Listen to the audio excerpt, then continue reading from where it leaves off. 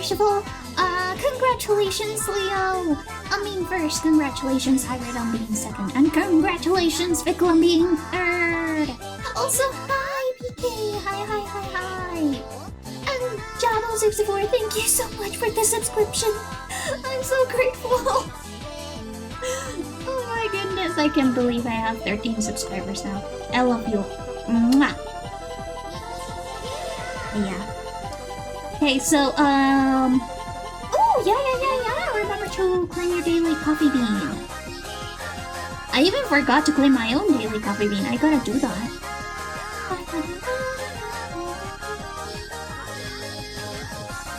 You are herbaceous coffee bean.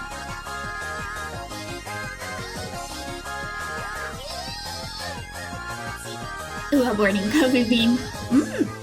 Smoky!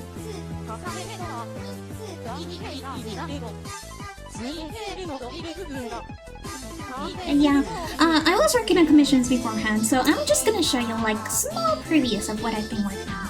So, this is for Pickle's full body commission. I'm almost done with the line art. I just need to line the tails and the details of the shoes.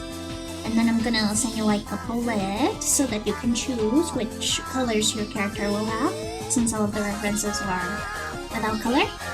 I already know that he has like orangey hair and the whole clothes is black, but still I want to make sure that the exact tones are used. Now you have a proper palette. Then I've got like the Ever After High Commission. I was rendering her. The Ever After High Commission shading is so I don't want to say weird, and I don't want to say funny. It's just that it's so different from other types of shadings because it's just scribbling. It is fun. It is fun to do. Thank you so much, Pickle. I'm really glad that you like your... Also, oh shit. I can save this. Yeah. Also, Freak, look! I'm already shading your commission, which means that it's almost done. I was shading the shirt, but I'm going to later finish up shading the hair, and then shading all of the accessories that have the ombre. Thank you so much, Pickle! Thank you so much!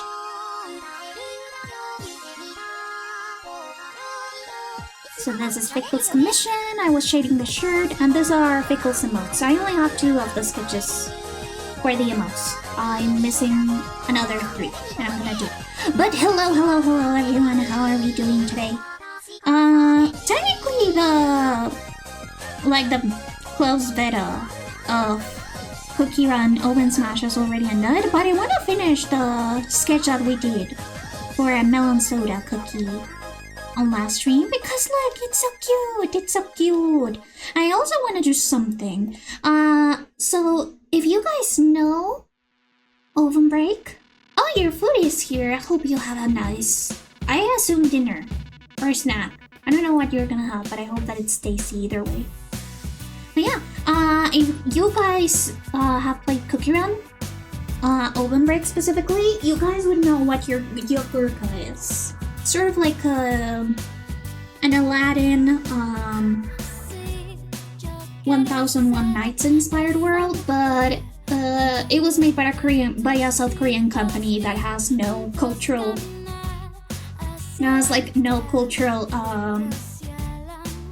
like consultants whatsoever. Also, hello, Ludwig! Hi! Welcome! So, I have a friend who is Desi, as Muslim, and we both really fell in love with like the Yogurca characterizations. Not the designs per se, because they're pretty orientalist. But the story has potential, and we always thought about like redesigning them. And now that I have some time, I can actually use the sketches that I have on my real traditional sketchbook, super secret, and then pass them to digital art. And then usually what we do is that we show off our sketches, and then we pass them on to each other so that we could give each other feedback, and then we would have like a really cool thing. Also, hello Kim! It's nice to see you! I hope that you had a nice day, and I hope that you had fun on Pomo stream, since we both were in Pomo stream last time. Oh, by the way, Pomo is Tiny 6, which is a very, very cute VTuber. She's a fruit bat barista, and I think that she's super cool. And she sometimes does gaming, but she also does art. I'm just gonna give her a little shout out because I think she's cool. It was Bloodborne, yeah, it was so fun. I have only seen playthroughs of Bloodborne. It was Bloodborne and it was it's okay, Gim. Your secret is safe with me. Oh, but by the way, Gim, since you haven't been here a long time, you don't know about the daily coffee bean. You should get your daily coffee bean. I am going to later make like a little graphic for daily coffee bean. Ooh, roasted coffee bean, that's good. Ooh, sour coffee bean, that's so good. You guys always get such good coffee bean flavors. I love coffee, by the way. But yeah, how was all of y'all's day then? Today's Wednesday. Yeah, Wednesday. I don't drink coffee, but for you I shall. You don't have to drink it. You know, here in Colombia we have this sweet. Oops, no. My pencil. Okay, I see it. I'll try to grab it with my grippers. But here in Colombia we have this type of candy that it's like chocolate covered coffee beans. And they sometimes give it to us as like a little thank you mini candy for restaurants. And they're pretty tasty because the chocolate just balances out the coffee beans taste a lot. I really like it. And I always ask my parents if I could have the little coffee bean covered in chocolate whenever they ordered something at a restaurant, and they gave them that as a little thank you.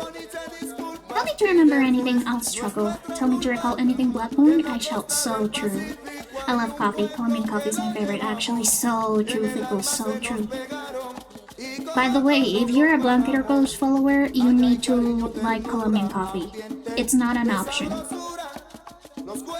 I don't care about Kenyan coffee. I don't care about Puerto Rican coffee. I don't care about Mexican coffee. Colombian coffee is where it's at. Gimli, I'm gonna tell you something. I'm going to tell you something super important. Usually coffee from abroad, if it isn't like very, very good quality coffee, it tastes like shit.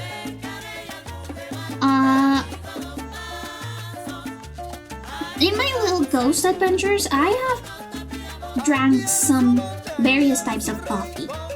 I have drank Brazilian coffee, I have drank French coffee, I have drank Puerto Rican coffee, I have drank Panamanian coffee, I have drank Middle Eastern coffee. I have tried a lot of coffee, and honestly, I'm going to give you a tip. If you want really, really good coffee, Colombia and Kenya are the best coffees, in my opinion. If you want a mild coffee, but you really like the smell of coffee, Brazilian coffee is very mild, but it has a very, very strong smell. So it's so much so that you can actually feel the smell of the Brazilian coffee more than you can feel the taste. Panamanian coffee is also okay. I mean, they were once part of Colombia, so they've got the soil for it. So they're also good. Not as good as the one that you get from the Eje, from the Coffee Access, but it's still good. French coffee tastes like sewage water. Basically, all European coffee tastes like sewage water. I'm sorry, my European lisps, but it's true. And Vietnamese, I don't know, I'd have to ask my mom. She went to, not to Vietnam, but to Malaysia. So I have to ask her how Asian coffee fares. And Canadian and US coffee just tastes like dirt. It's like putting dirt on a cup. I'm sorry. The worst tasting by far has been the French coffee, but still. I'd always recommend either African or South American coffee. I used to date a Vietnamese girl who was actually engaged to her for a while. Oh, fickle lore. But yeah, I am a coffee connoisseur due to the fact that 1, I am Colombian, and 2, my family is just really into coffee. There's a thing called Coffee Master, or just like so-and-so master here in my country, that it's sponsored by the Ministry of Culture. Basically, no, Gimli, what I'm telling you is that if you want to taste good coffee, you have to get the good shit. You have to get the good shit. It's like drugs. You have to know where to get it. God, I am not giving my country a good reputation. Yeah. Oh, I think that I told this on a old stream, but I'm gonna tell you how to tell if the coffee is good, okay? Okay, so what you're gonna do is that when you go out to buy coffee at the market or whatever, you're gonna look for a specific seal.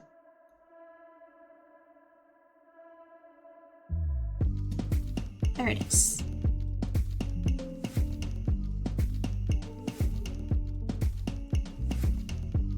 Oh yeah. Oh yeah. I just get it. Yes, it does exist. Shut up. I don't know how to talk to you. I don't know how to ask you if you're okay. There we go. So, this is the Federal Association of Coffee Makers of Colombia. And this is the seal that you get, or that coffee brands get, when they are certified as 100% pure high quality Colombian coffee. And some brands have it, some brands don't, but you want to get the ones that have the seal if you're buying Colombian coffee, because that means it's good shit. There's a thing that we call pasilla in here. So basically, you've got the good coffee bean, the good one, the pretty one, that is very well roasted, very pretty, very nice.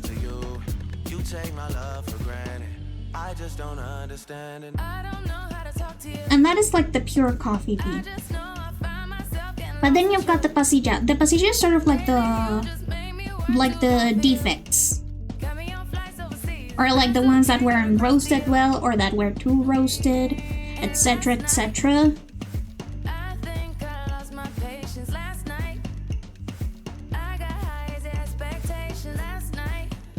And so when you go out to buy coffee, you need to make sure that in the ingredients list it says 100% Colombian coffee, 100% Colombian coffee. It cannot say coffee product, okay? Coffee product means that it's the pasilla. It means that it is mixed with pasilla. So it isn't 100% quality checked. Quality checked coffee. Let me see if this is something I can fix. You got somebody other than me. It's okay, Vico. It's okay. It was for the crony body pillow. I 100% acknowledged it. But yeah. That's the symbol on your coffee bags. That means that you got the good shit. But yeah, that's how you know if you got the good coffee, and that's what you have to check for. I just searched up. There's a chain in the UK called the Colombian Coffee Company. Yeah, we have a lot of chains, since we are very big exporters of coffee. But yeah.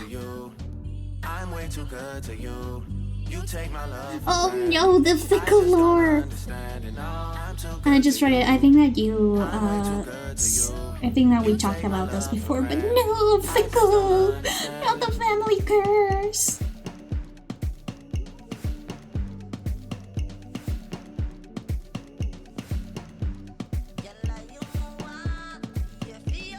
but it's okay, Fico. You can get high-quality Colombian coffee later. My sister Beth is in love with South American culture, and she's been all over South America, and she said Colombian coffee is the best. So true. Listen to your sister. She is 100% correct.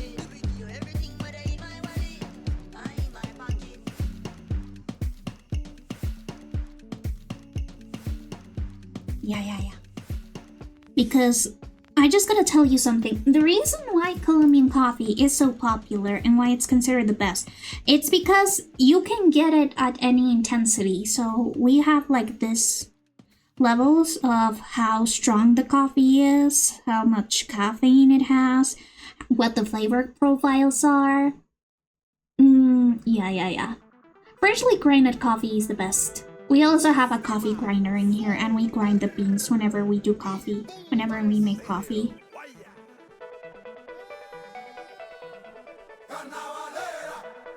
I unfortunately, when I was in Canada doing my digital illustration major, I wasn't able to get a grinder for beans, so I had to have like the powdered coffee, like the already grinded coffee, but hey, it's still good. And I did it with a French press, and French press coffee is very, very good as well. But yeah. Now you know, if you want to like get really, really good, like the high quality certified Colombian coffee, you have to look for the little pyramid with the guy and the donkey. But yeah, freshly grinded coffee is very, very good because you get it like fresh rather than it like losing sort of like the flavor as the time goes on because it's a dust, so it dries out. Shall report back once I try. Let's go, Kinley! I hope that your coffee preferences change once you taste the wonderful thing that is Colombian coffee. And I always love talking about Colombian coffee because I'd rather we be known for our amazing coffee rather than the thing that happened almost, holy shit, it's been like 40 years now.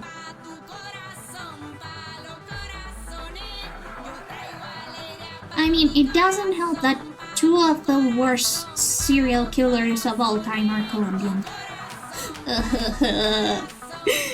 We keep losing, guys!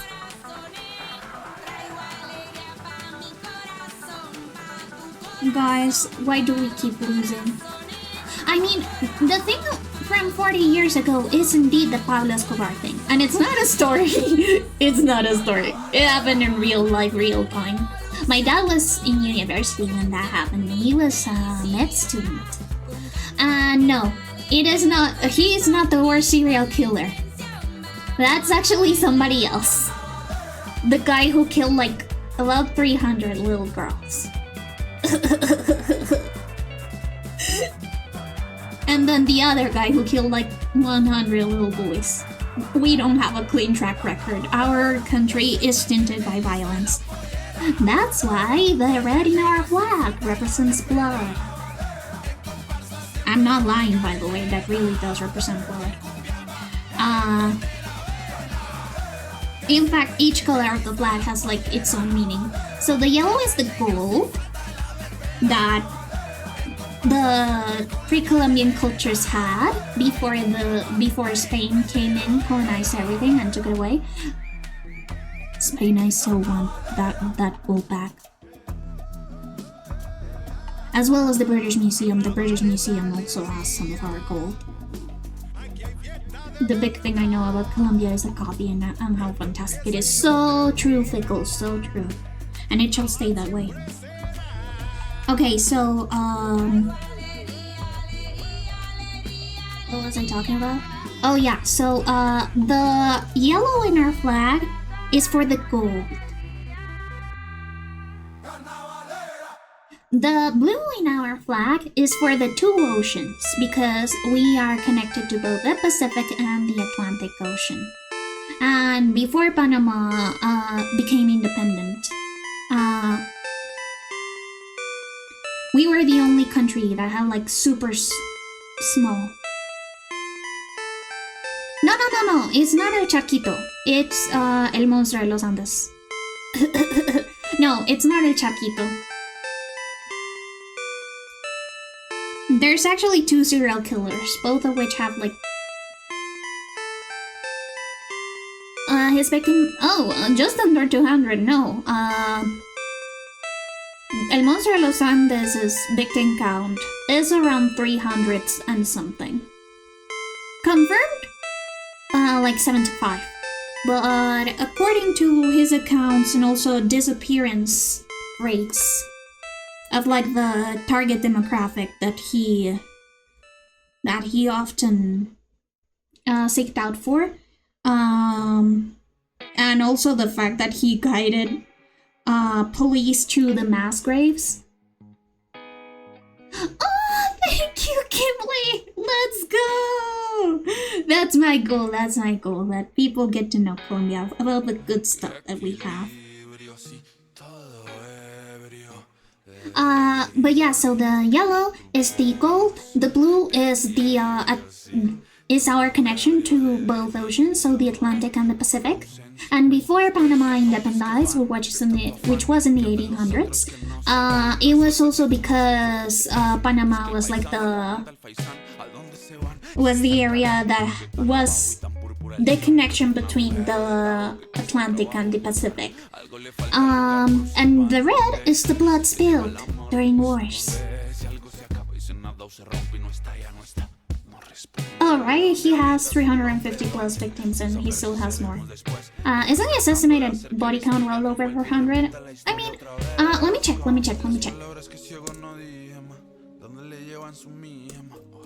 It depends on which one you're talking about, because there are 2. Okay, let me check. I just do this. The page is in Spanish, sorry.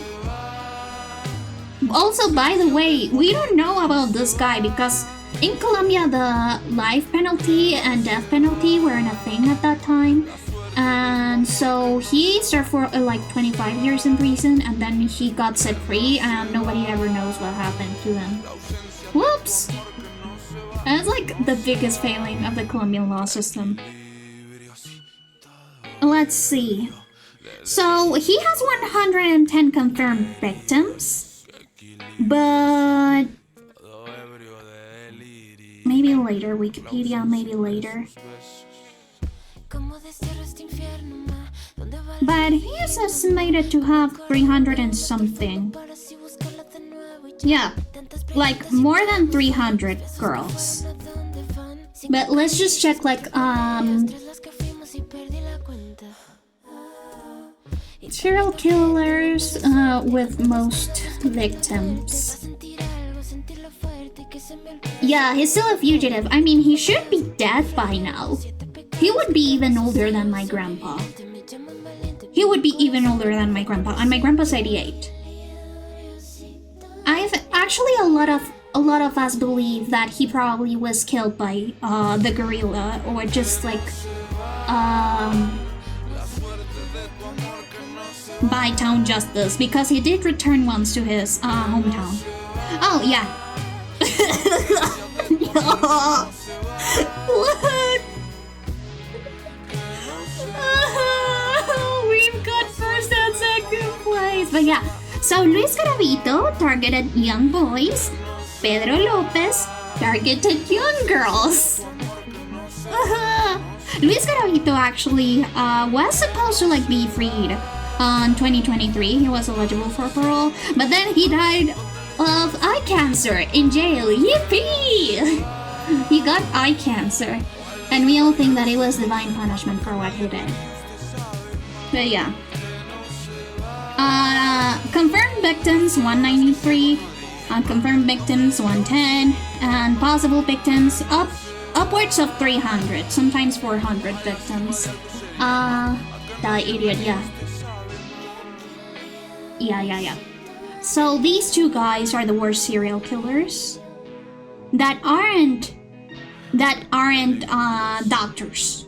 That aren't doctors. Because this doesn't count the doctors. Because usually serial killers that are in the medical industry are able to kill a lot more people. God fucking damn it, not another one. Guys, are we cooked? Are we cooked? God fucking damn it. God fucking damn it. Guys, are we cooked? Is Colombia's kind of cooked? I do have to take into account this. All of these killings happened in a period that we call here in Colombia la violencia. It literally just translates to the violence, which was a very, very turbulent time period in which there was a lot of poverty, a lot of war, and a lot of violence. So serial killers were able to go under the radar due to, you know, the military and the guerrilla and the paramilitary and just all of the stuff that was happening. They were able to go under the radar because they could just be like mixed with victims of war crimes at the time. Yeah. They are not a reflection of Colombia. It's just that, again, that's the reason why. It's because serial killers were able to just like go under the radar. And it was very, very unfortunate. Yeah.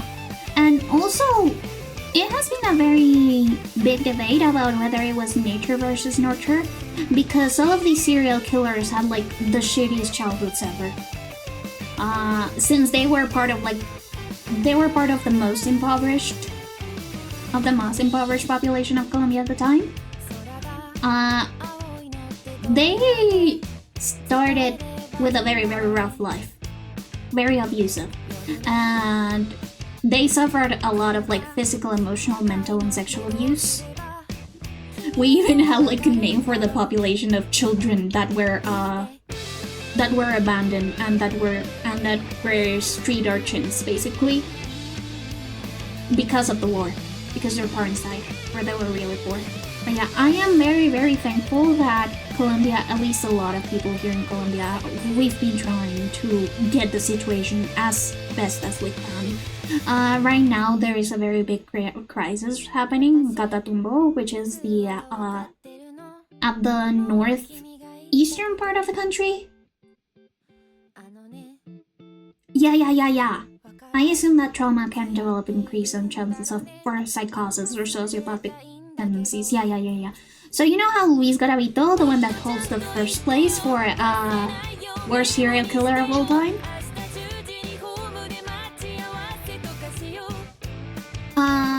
It is debated about whether or not he had DID, because he was severely sexually abused when he was little, and he had a modus operandi that was just like very weird and very just like, again, just it triggered usually due to trauma.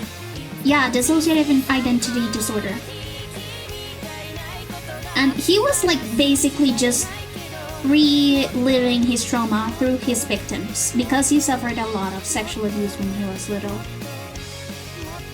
Yeah. And not to demonize people with DID. It's just a theory that because of his trauma, because of this unresolved trauma, and because he was also an alcoholic, he entered this states of psychosis. But yeah, we've been trying really, really hard. No! Yeah, I'd also like to think that too. Or that at least people can be given a chance. We're talking about serial killers, yeah. Maybe a really bad timing, but that's okay. Huh? As I turn up the collar on my favorite winter coat, this wind is blowing my mind. I see the kids in the street with not enough to eat. Who am I to be blind, pretending not to see their need? A son's disregard, a broken bottle top, and a one-man soul. Okay. I'm back. Sorry. my body. Oh, hey, the bot one. Yippee! But as I was saying, so most of them suffer from a lot of abuse and neglect, and also lived in abject poverty. And right now there is actually a crisis right now in like the northeastern part of Colombia called Catatumbo, because it is controlled by the paramilitary and the government hasn't been able to like establish a presence there. It wasn't rigged. It's just that since the bot isn't a human and has no soul, it is a bloodthirsty killer. But yeah. Basically, here's the thing. Colombia has a centralized government. It means that everything that happens has to first go through the capital, which is where I live. So a lot of areas that are at the edges of the country are very much neglected and have been neglected for a while now.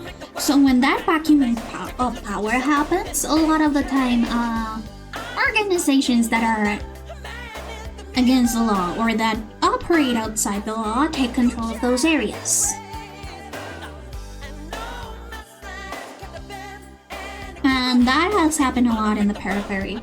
There have been discussions of maybe Colombia adopting a semi-federal government, sort of like, or like a less central government, similar to the US, but not as distinct as the US.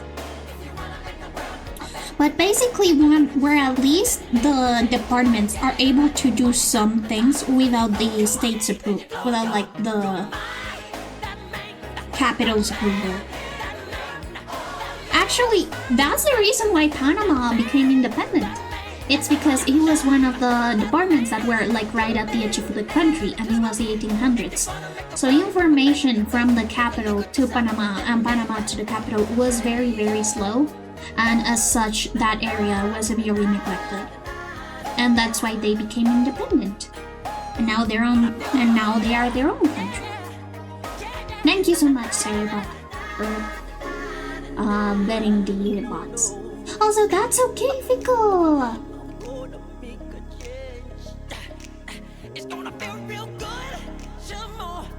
But yeah,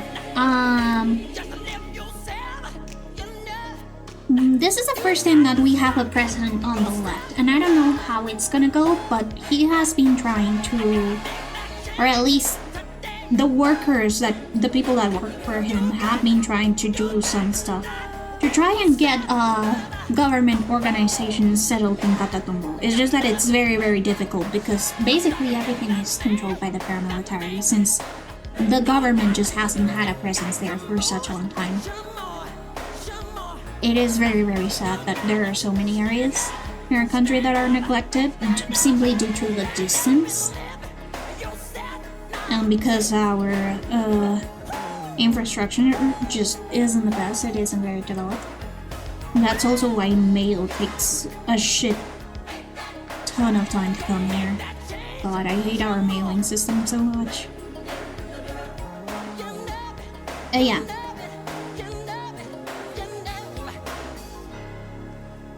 There has been like a very big call for...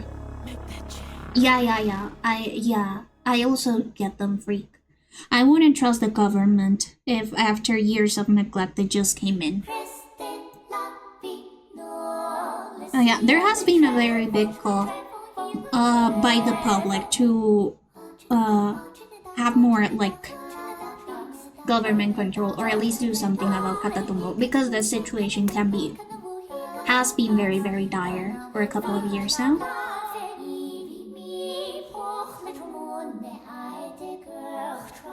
So I'm gonna show you like where Catatumbo is. So let me copy the image.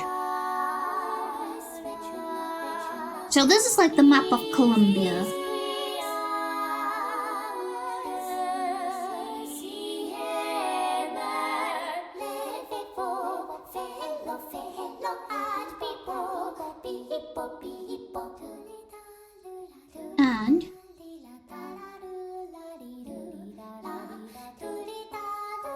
This is like the Catatumbo. The Catatumbo is this area. It is bordering Venezuela and Colombia. And as you can see, back in the olden times, it would have been very, very difficult to get communication.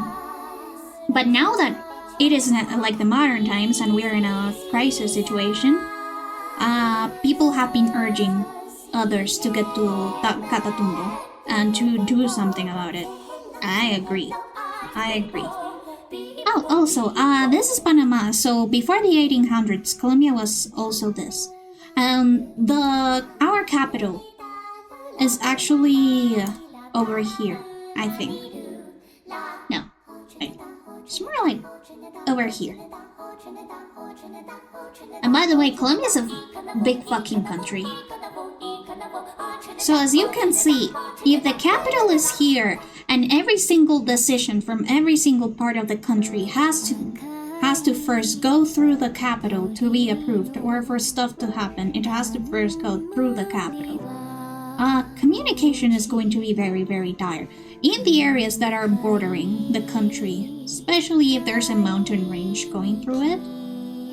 So a lot of these areas that are bordering the country, areas that are in like this specific region, or maybe on the big harbors, so for example the ones that are in here, are not going to get that much attention from the government.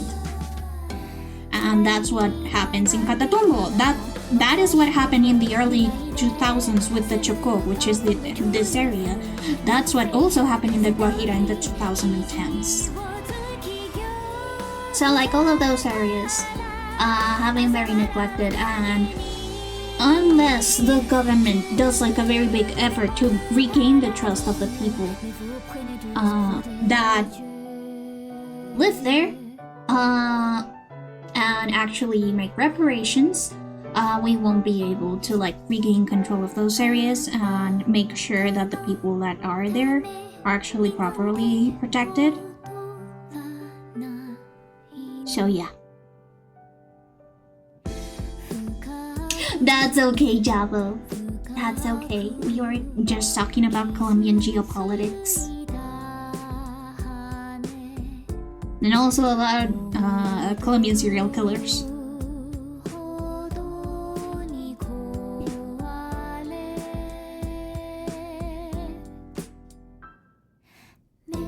Yeah.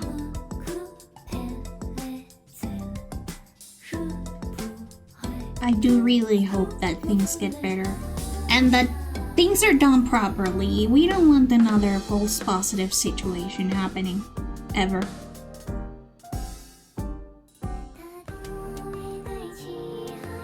Yeah, let's get into a more interesting discussion. Did your parents talk about the score stuff that happened in the 1990s? Buddy, they lived it. My dad was a university student. My mom was also in university, but my dad was in med school, so he took longer to graduate. Thank you for the hydrating, Lee. Yeah, they talked about it. I mean, it is required for us. To learn about those crazy stories. I mean, I guess they were in the areas sometimes. My dad actually was a victim of police brutality in that time because there was a protest in his university, and while he was getting out of like class, policemen caught him. They beat him up real bad and almost killed one of his classmates. But aside from like being maybe in the location where something important happened, like telling me like, hey, one time while I was working there, somebody put a bomb in like the street, like a car bomb, and so we evacuated. Or I worked here when this thing happened. I didn't get like many crazy stories aside from the one time that again my dad suffered from police brutality. That's why he hates cops. We are an A-cup family in here.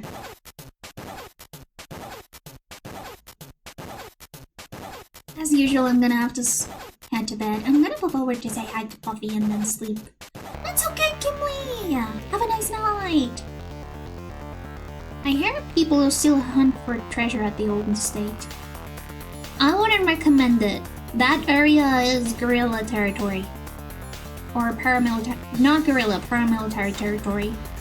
I wouldn't recommend it. In fact, there are a lot of ghost towns here in Colombia that people just don't dare to get into, even though there can be treasure in there, because it can be guerrilla or paramilitary territory, and it can get really scary. In fact, you know how my dad, when he retired, he just like started helping out with my mom and my aunt's like little land that is like outside of the city.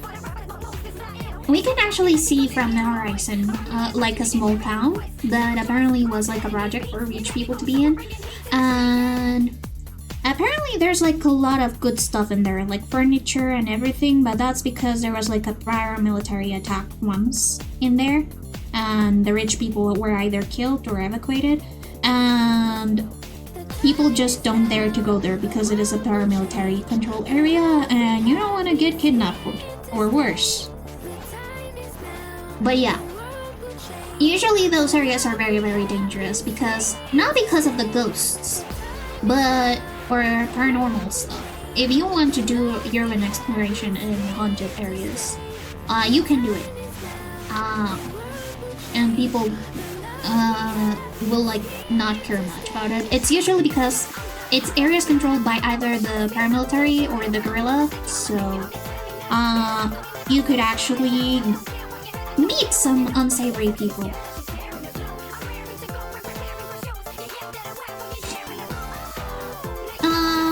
But as for crazy stories, you see, my grandpa was born during the World War II, and he was like 12 years old during the Bogotazo. Oh, my dad really, really liked it. I talked to him about it, and right now, he's got like this problem with the gooseberry production that he's having because he's basically getting scammed by one of his associates. So he's just waiting for the gooseberry production time to end so that he can sever relations, and then he can just like start planting his own shit. And he is also being like really, really enthusiastic about the stuff that you sent me about, basically herbs, mostly herbs and fertilization methods, because that's what he likes. He loves his worms.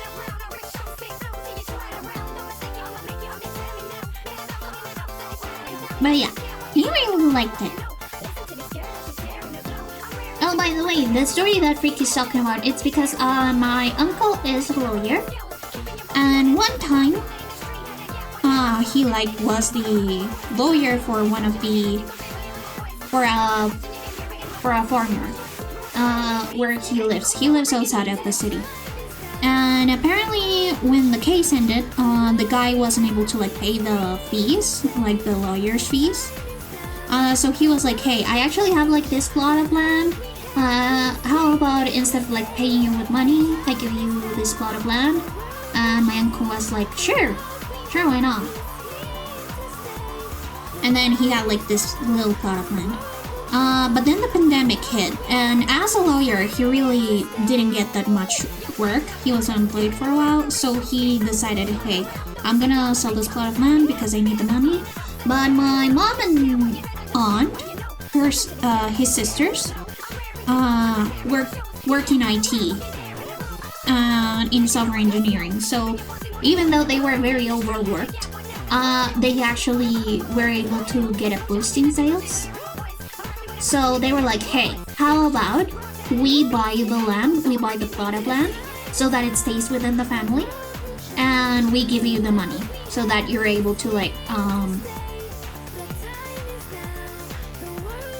continue to live life during the pandemic, since we know that you're unemployed, you haven't been able to find job during the pandemic.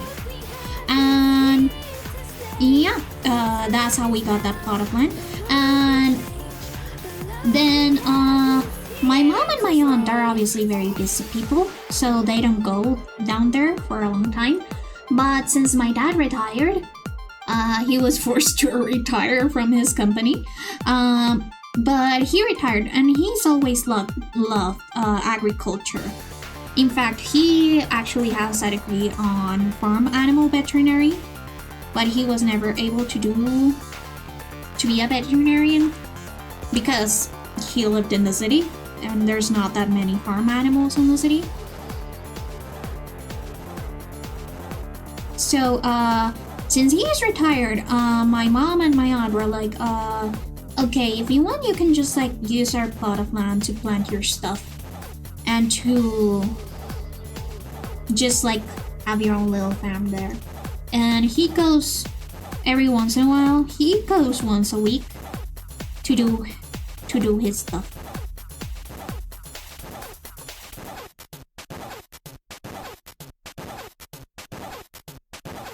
And yeah, that's the story of how we got a plot of land.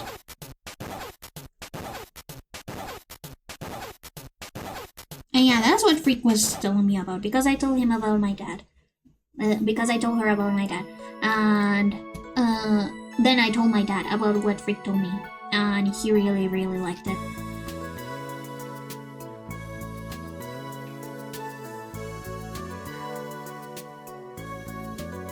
There's such a sad love deep in your eyes, it kind of held you. Yay! Yeah. Open and closed within your eyes.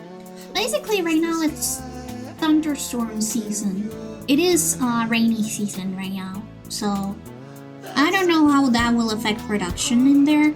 But he also tells me that even though it has been raining a lot in the city, it actually has been pretty dry on the area where we have the plot of land, which is weird because it is just about an hour and a half drive away. But then again, the capital, our city, is massive. So massive that weather reports are only accurate to one area in the city at a time. And we need like multiple weather reports to have an accurate weather reading for the day, because our city is that massive. I didn't know the part about the vet degree. Did he consider doing any animal husbandry? He did, but here's the thing. It's very difficult to do animal husbandry when you're living in a tiny apartment in the middle of the city. But right now, he's actually raising chickens. And he wants to sell it someday. So right now he has like 3 chickens. He has 3 hens. And he is eagerly waiting for them to lay eggs. But yeah, my dad grew up both poor and usually in the rural areas of Colombia. Well, he only was poor for a section of his childhood, don't get me wrong. But that's sort of like what inspired him to get into like farm animal vet science, and also just animal husbandry and agriculture in general. And he would have loved to get more animals now that he actually has the land. But the thing is that he only goes there once a week, and he doesn't have anybody to take care of the animals. But he wants bees. He wants to get into bee and honey production. In fact, I think that he's taking apiculture classes that are sponsored by the government, by the way. One good thing about this current government is that they've done a lot for education, especially free education in rural areas that people can just sign up for. Cheap to set up. Let's go! Just like a barrel that out of feed scraps to the chickens, and the fly itself isn't as nice. Yeah, you can link it. You can link it to me. My dad would be very interested. But yeah, he's got 3 hens. 3 little hens. And once more, he loves them more than he does me. I am joking. My dad is just very, very passionate about his farm animals. He was actually talking to my mom about maybe getting not a cow, but a bull. He wanted to get a bull. My mom told him no though, because there's nobody there to like take care of it. And even though he does go there like 3 days a week, sometimes 4 days a week, it still isn't enough to like reliably take care of a lot of animals. Hens can be pretty self-sufficient themselves if you like have the proper setup, or if you have somebody to take care of them. He's got friends that go and feed the hens for him. But still, something like having a dairy cow, or having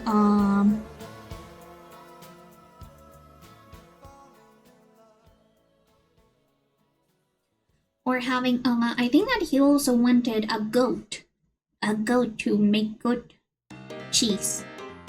Something like having, again, all of that stuff. It can be difficult if you're not there 24/7.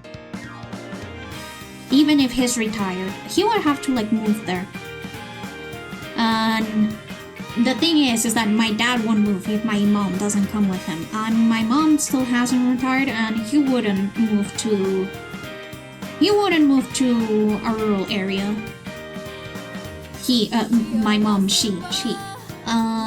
mom wouldn't want to move to a rural area. She just doesn't like her life. Yahoo!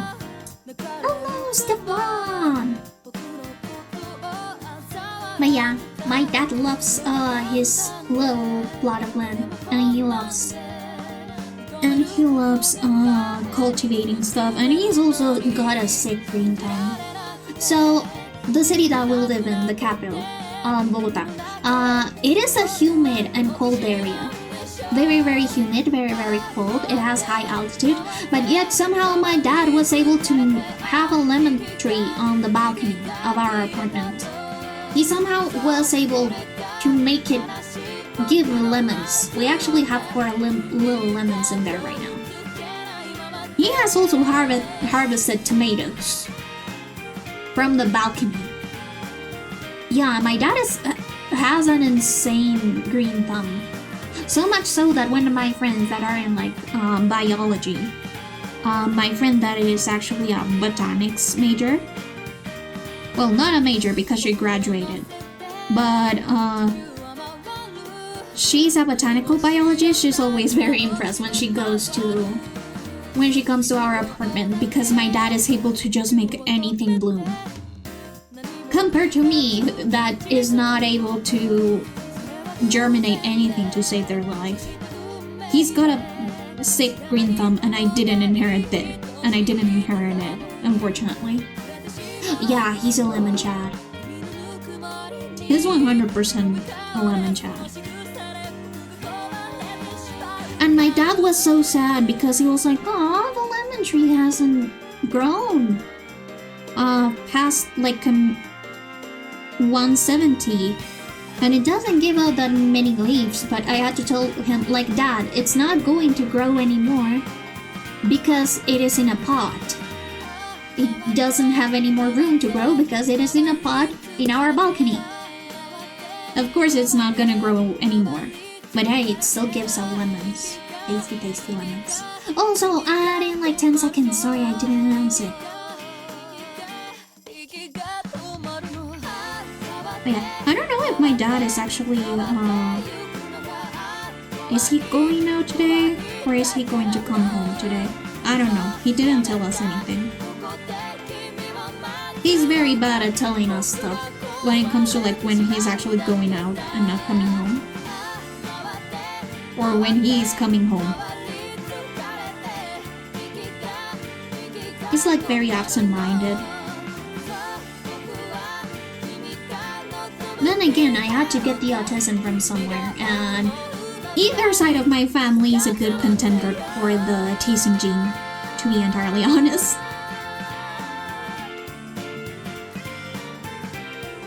Both my parents could very well have it. And they just have like different brands of it. is happening, feel free to go to the bathroom, grab a snack, grab a drink, whatever you need. I'll take a break when it's 8 p.m. so that I can take my meds. Yeah, my dad fucking loves his plants. He loves his animals. I actually got my love for animals for him, and he was so excited when I told him that I wanted to be a bat. But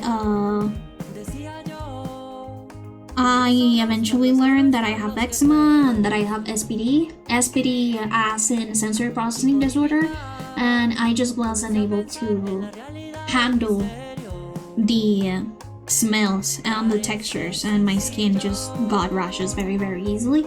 So I decided that perhaps working in any kind of like science that where I had to handle harsh chemicals or smell stuff that would make me like physically ill wouldn't be a good option. And it is sad, but unfortunately I wasn't made for it. Because one of my options was also going into mortuary science or forensic science, but again, very harsh chemicals, very bad smells. Just not something that my body would be able to tolerate constantly. Yeah, I love when my dad shows me his stuff and the progress that he's done. He always sends me pictures from the countryside when he goes there. And I'm glad that he's able to have something to do now that he's retired. Because when he was first fired from like his longest job, he got into a really big depression. He was very depressed and he wasn't able to get work for like 2 years because of his age.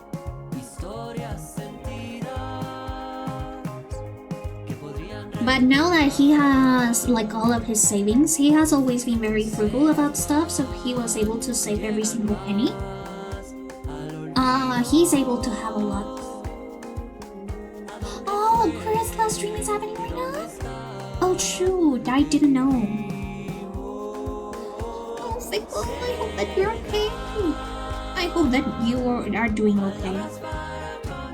I thought that Pura's last stream was like in May 5th, wasn't it? Or was that another streamer? Afric Silver, yippee! Welcome everyone who was not jail. Did I like schedule stuff? I thought that Pura's last stream was on either May 1st or May 5th. Let me check. Garbura.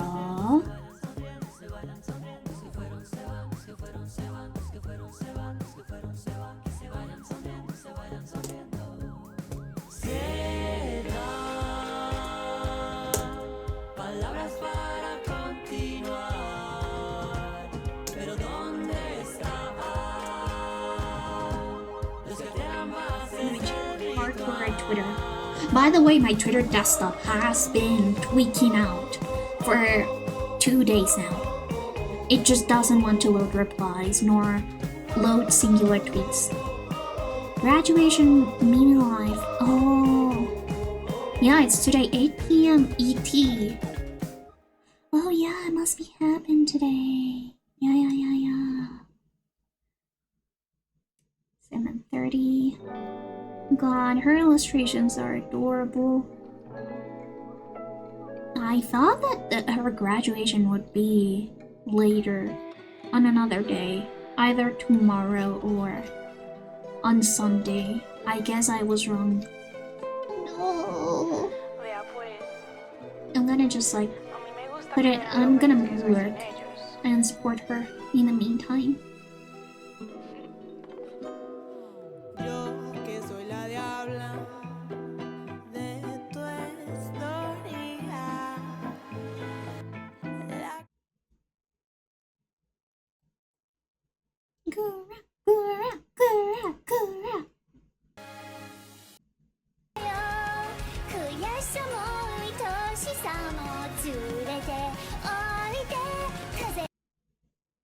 too. My internet is sort of tweaking out right now. And I'm already crying. I just watched like 30 seconds of the stream. No! Moomies. Oh, it's Moomies.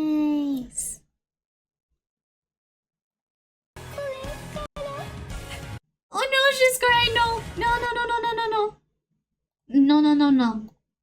I'll watch the VOD later. That's okay, Freak. No problem. No problem, no problem. She's an idol. She was the face of EN for so long, and now she's leaving. I know. But we don't know what happened. And it might be best for her, and we don't know if she'll return. Yeah, I'll have to watch a lot later too. I can't handle it. Yeah, same.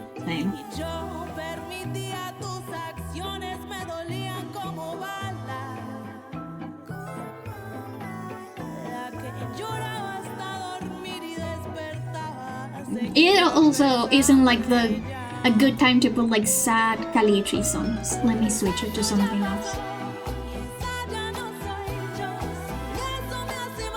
Let's just put something else that isn't as sad.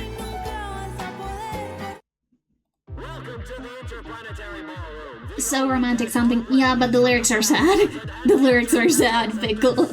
And I know Spanish.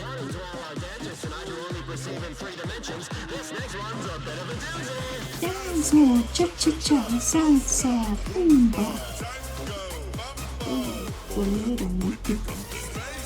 Yeah, wait, let's talk about something happy. Fickle, how was karaoke yesterday?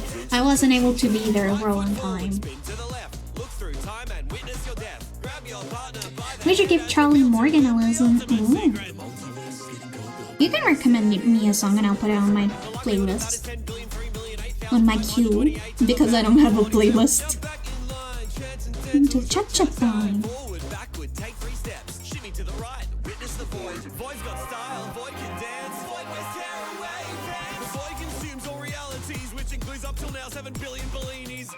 But if you're too scared to dance, don't worry, just relax. It was very fun. I sang Monsters and it broke me. I had to stop mid-song to collect myself. No! Go!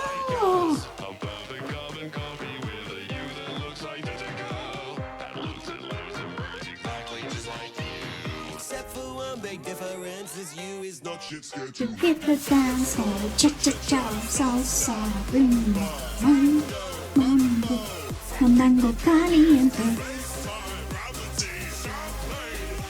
Speaking of songs though, I may have a little surprise for my birthday. Wink. Even though I have been procrastinating on recording. Double chorus, every possibility, all playing simultaneously. Sometimes this song it sounds like sometimes this song it sounds like la la. Señoritas is pretty good. Oh, sororitas. Whoops. Sororitas by Charlie Morgan. Let's see if I can find it on Spotify. Okay. God damn it. Oh, I wanna be sororitas. Okay. Give me a second. Need to put it in my.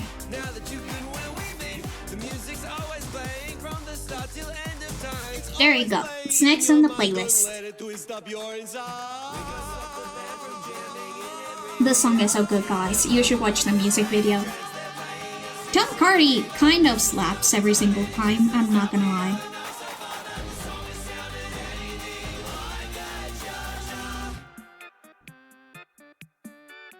Hit the dance hall, cha-cha-cha, salsa, rumba, fango, mambo, fun. Reality, reality. Transcendental, cha-cha-cha.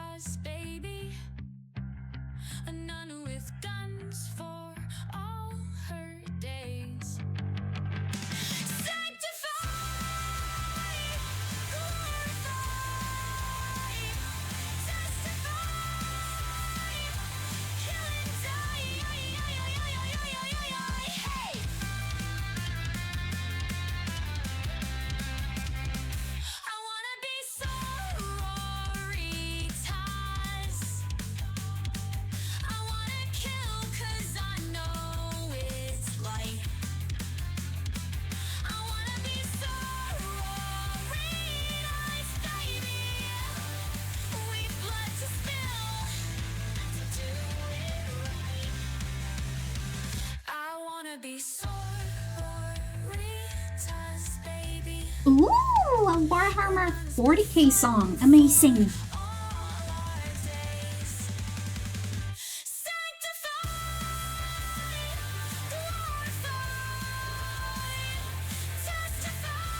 Ah, shit, I need to go piss. Give me a second, I'll be right back. I'll still be listening to the song though, because I've got my headphones on. But, I'll be right back. Give me 5 minutes.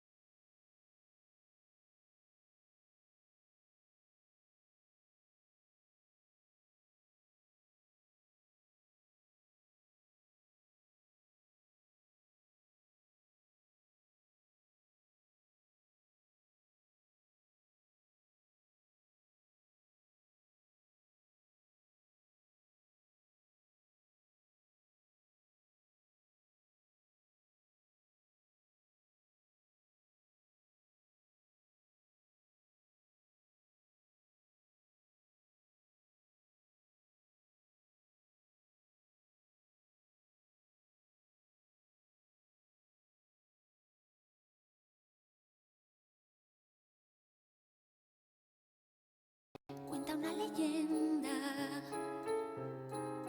que una hembra gitana conjuró a la luna hasta el amanecer. Lloró que hombre día al llegar un día desposar un calé. Guys, this song is so good.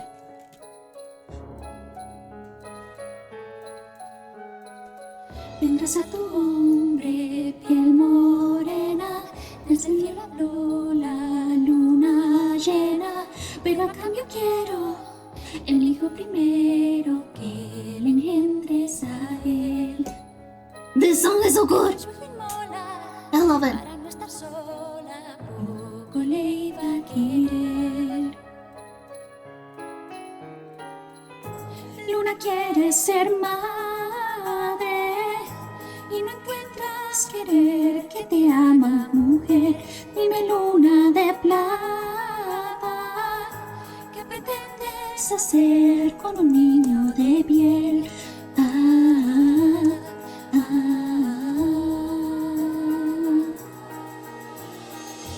Hijo de la luna. This song is so good, and it's so like fairy tale core. It's so good, guys. De padre canela nació un niño blanco como el lomo de un You just gotta do click. niño, con los ojos grises en vez de aceituna y vino de luna. Maldita su estampa, este hijo es un rayo y yo no me lo callo.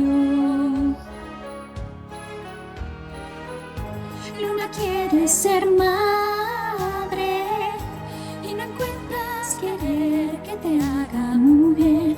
Dime, luna de plata, ¿qué pretendes hacer con un niño de piel?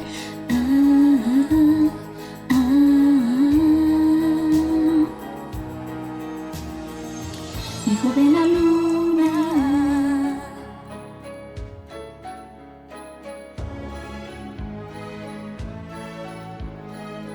Gitano al creerse deshonrado, se fue a su mujer cuchillo en mano. ¿De quién es el hijo? Me hacen daño fijo y de muerte la hirió. Luego se hizo al monte con el niño en brazos y allí le abandonó. Thank you so much, Pickle. Luna quiere ser madre.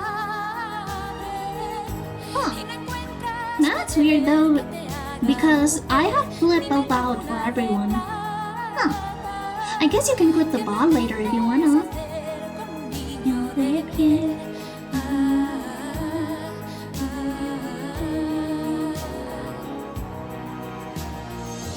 Hijo de la luna.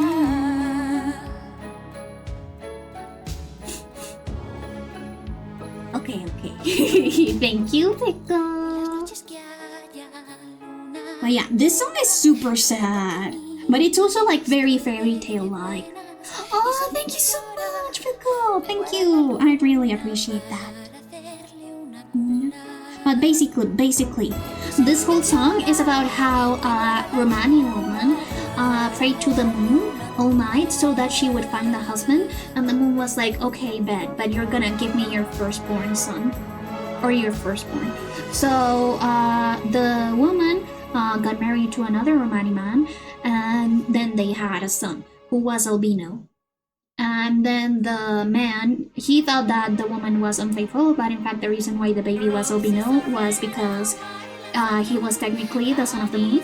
And so the man then killed his wife and abandoned the child at the mountains, and then the moon raised the son in the mountains by herself. And that's the song. Thank you so much, Pickle! Did I tell you the story about how I took singing lessons when I was like 12 years old? But I ended up not going past the first level because I had really bad social anxiety. I mean, I still am socially anxious, but I'm medicated and I am in therapy, so I'm okay. But I couldn't go past the first level because the final exam was singing one a group song and two a solo song in front of everyone at the end of the semester. I was so terrified of it that I dipped. And my mom and my sister were there, and they were like, okay, if it makes you this anxious, let's just skip the whole presentation. Let's go for ice cream instead. And then we went for ice cream. Yippee! I've sang for crowds in theaters before because the thing is that my social anxiety was really, really bad for a long time. Like, awful. There was a time that sometimes being asked to like answer a question in class threw me in for a loop.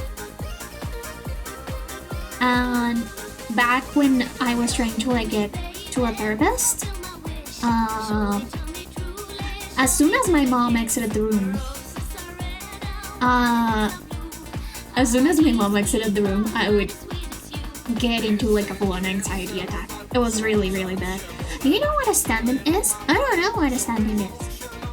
Oh, and it also came to a point in which I started having anxiety attacks in my sleep because I was so terrified of going to school. And let's see, I had really, really bad social anxiety at that time. And since I wasn't in therapy at that time, it just got like really, really bad.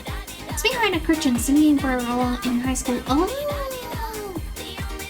Oh, that's cool, Pickle. It's like that one My Little Pony episode.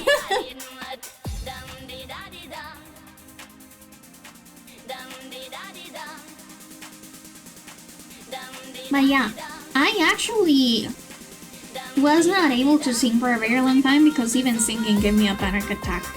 Like, just the prospect of somebody hearing me sing gave me a panic attack. So I actually had to make sure that I was 100% fully alone, or else I wouldn't sing. But yeah, now I'm better. Now I can sing. Used to throw up before going up on stage to sing. Honestly, same. Relatable. Yeah, that's so relatable, actually. But now I have therapy. I have medication, so I'm cool. Thumbs up for FXOR.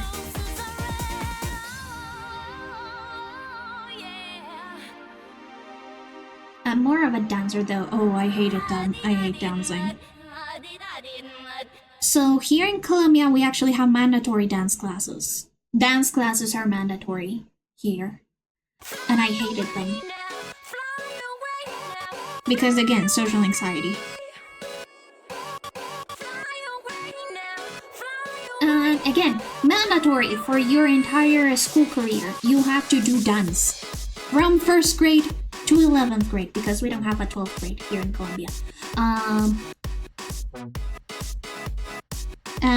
Thankfully, once I got a hypoglycemia and a social anxiety diagnosis, I was able to skip dancing lessons.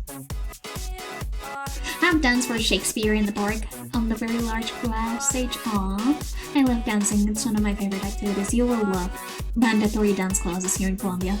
Or maybe not. I mean, I do like dancing. It's the mandatory part that freaked me out. And it's the dancing in public that freaked me out.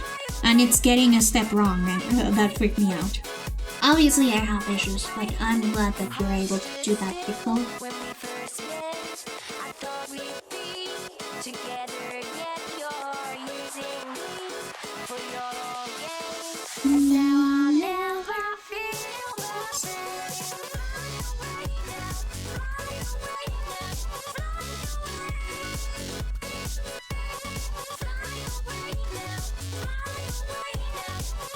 I think I've danced for close to 2,000 people. Oh my god.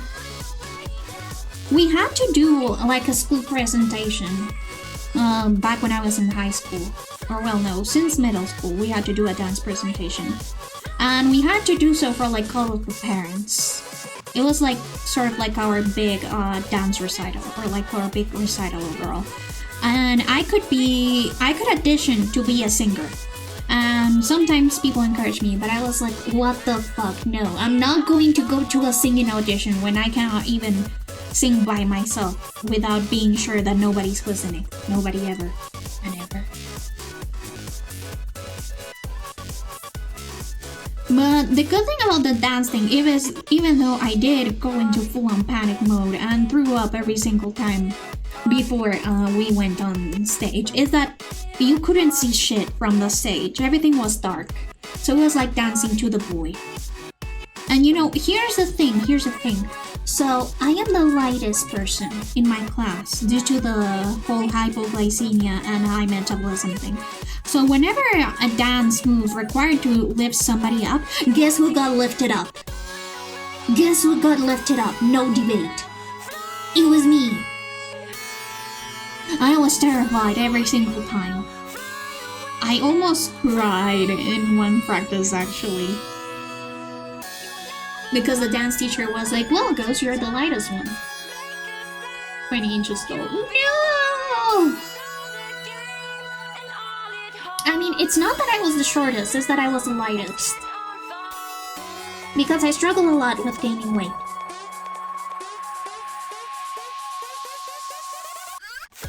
I actually have been underweight my entire life. Teeny tiny bucket. I mean, my canon height is like 1 foot tall. I am like 30 centimeters tall. That's my canon height. Human height, 5 feet 2. Ghost height, 30 centimeters slash 1 foot. I mean, it's okay. It's not short, it's average height here in Colombia. Average height here is in between 5'2" and 5'3". Very short. Latinos are short, unfortunately. But yeah, even though I was underweight, it really doesn't like give me that any health issues. It's just like a genetic thing. Because I have very fast metabolism. So it is very difficult for me to gain weight. I mean, I do say that it didn't cause health issues, but I do have hypoglycemia. Because my body consumes energy super quickly. So I guess there is a health issue. But yeah, I'm underweight. And you know, the funny thing is that when I have seen like Japanese forums about like weight or whatever, people say that they want to go below 50 kilograms when they're like 5. When they're like 5'3", and I'm like, no! That's underweight! I cannot even reach 50!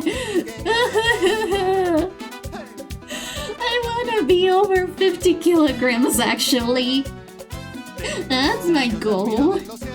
But I know that it's like a race and ethnicity and like body structure thing. Yeah, I'm lighter than 50. Yeah, I'm lighter than 50. My average weight is like 48.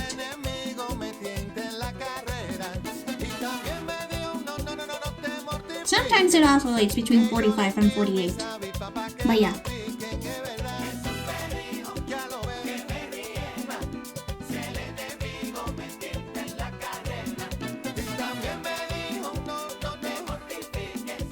And it's because of like my metabolism and stuff. I should be at least 55. At least 55 kg.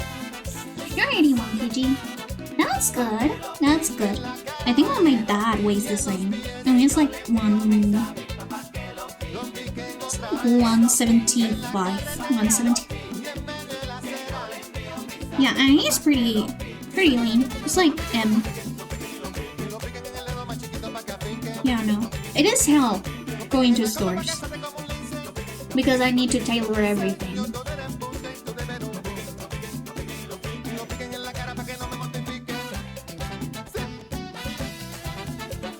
Almost 5'10" though, so it's a fine weight, I guess. Yeah. It's a fine weight. Here in Colombia, weight should be around your height.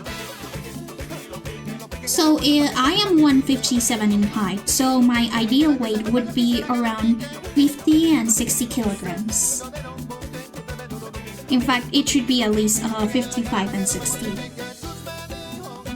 My dad is like 175, So 80 kilograms is like a good, it's a good weight for him. My mom is 160 and she weighs like 70. She's a little bit overweight, but that's okay because she does exercise. And she has a very strict diet because she has gout, so she cannot eat meat. But yeah, that is usually like the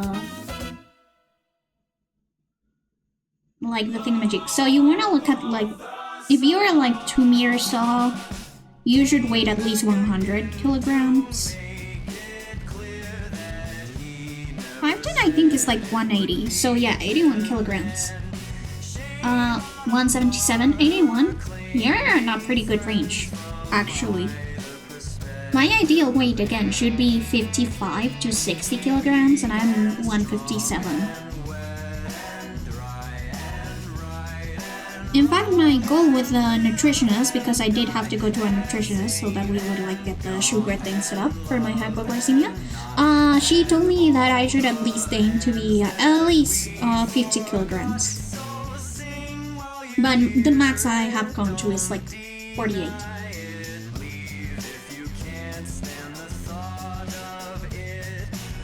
So yeah, 81 is actually pretty good. You're slightly taller than my mom. She's 5'1" and getting shorter. No, she's shrinking. She's gonna become mini. But yeah, that happens with age. You start shrinking a little bit. My grandma has already started shrinking because she was taller than me, and now she is slightly shorter. It also is because I do wear like small platforms because I like combat boots.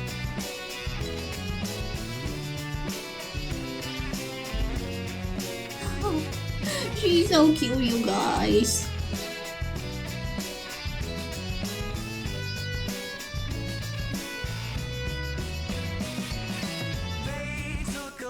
Yeah, I'm gonna live it with her. My grandma was 5'3" 10 years ago. She's 4'11" now. Yeah, that happens. It happens a lot with AFAB people, you know? Because the uterus and just like the way that the bodies are configured.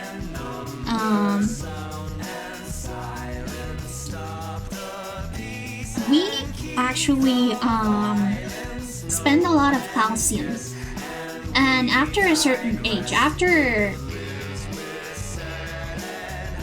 like age 30, it is recommended that we start eating calcium supplements, or just like drink as much milk as possible, consume as much milk and calcium as possible, because again, AFAB people are very prone to osteoporosis. In fact, if you're trans MTF, you're also recommended to start using calcium supplements because there's something about estrogen that diminishes like proper calcium absorption. The human body is weird, guys. And I know that if you are like FTM, you also need to use some vitamin supplements, but I don't know what exactly do you need. But yeah. Okay, I'm actually going to start with the Yogurca redesigns. I'm gonna start with the yogurt cream cookie because I have a lot of thoughts about yogurt cream. Okay, guys, don't laugh. Don't laugh at yogurt cream's design. We all know it's bad, but it's okay. I'm gonna redesign him because he's my bookie. Look at him. I have no idea. I'm happy with my body. Yeah. It's just that after a certain age, like just the human body, depending on your biology, both like not even based on sex or gender or whatever, but also whatever like congenital stuff and family history you have, you're gonna gonna want to start supplementing stuff. So for example, I have a clotting disorder, which means that I have to supplement with iron, and I am like the first person in my family to have it diagnosed. but we have always had a history of like constant nosebleeds, bruising, hemorrhages. So now that I'm the first person to have been diagnosed with that in my family, we're able to know that, hey, we should probably start supplementing with iron as well. Yeah. Anyways, this is Yogurt Cream. I'm going to redesign him because holy shit. Holy Orientalism. Look, Cookie-ran is made by a company in South Korea. They don't have cultural consultants. How do we know they don't have cultural consultants? Because of this guy. I ate lots of spinach because of my iron issues. Oh, yeah. You know, here's the thing. One time when I was little, I wanted to be vegetarian, but my nutritionist, I went to a nutritionist, because if you want to become vegan or vegetarian or something, you should always talk to your nutritionist about it, or get to like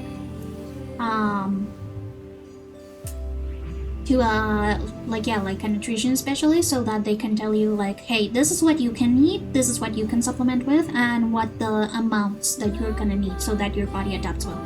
So yeah, my nutritionist was like, yeah, since you have hypoglycemia and you have like a super fast metabolism, you cannot be vegetarian. You're gonna need to eat meat. Because since my body synthesizes proteins and sugars so quickly, and it just spends them so quickly, and actually red meat and specifically red meat are so heavy on the body, so they digest slower. It actually counteracts that super fast metabolism. So my nutritionist told me like, yeah, you're gonna actually need to eat more meat than you're eating right now, so that you're able to get the iron and the protein that you need, and that it'll stay in your body for long enough so that you don't get a crash, or that you don't become iron deficient. Because that was the main problem with me. They were like, you would probably become iron deficient if you stop eating meats. And yeah, that actually happened once. In Canada, when winter starts, groceries get super expensive. And as someone who lives in the tropics, as someone who lives in the equator and has never seen like a winter price hike of any sort, I was not prepared for it. And so I was like, okay, meat somehow got like quadruple the amount. It got like super expensive. So I was like, okay, how about I cut a little bit on the meats, and I cut a little bit on the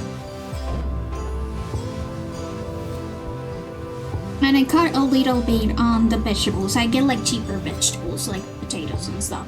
Yeah, no, I became anemic. I became really, really anemic. I was bedridden for like a week.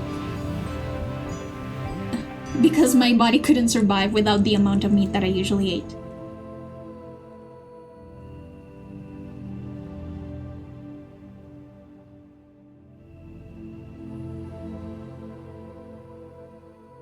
Just like that small change in my diet completely fucked up my body.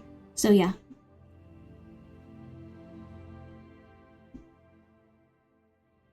I used to have a much faster metabolism. It kind of slowed down as I got older and I got a bit chubby. Yeah, that's probably going to happen as I get older. I'm reaching my mid-20s, so my metabolism may slow down, but right now it is super fast, and my diet reflects that. I don't want to fuck up with like my body, since I know that I have like all of these health issues that I need to take care of. I actually need to gain the weight. Yes. I am gunning for gaining weight. I really need that weight gain. Please, please, please, please, please. Because I really want to donate blood. I mean, I probably won't be able to donate blood because of clotting disorder and all that.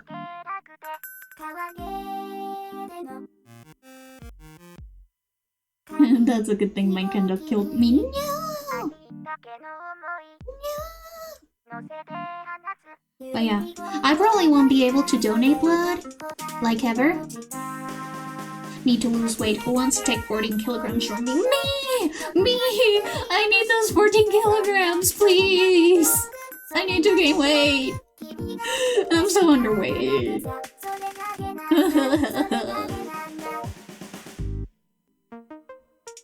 Can't donate because I have tachycardia and cardiomyopathy. Oh yeah. I have something that's called like von Willebrand's disorder. And the thing is that it cannot be like supplemented or like helped with like any specific drug because it's genetic. But hey, at least if I cut my iron levels, I donate because I'm diabetic. Hey Leo, you're diabetic, I am hypoglycemic. It's like two sides of the same coin. Yeah, I also can't donate because I'm hypoglycemic. I have a clotting disorder and I'm underweight. The minimum weight for to donate here in Colombia is 50 kilograms. And I'm under that.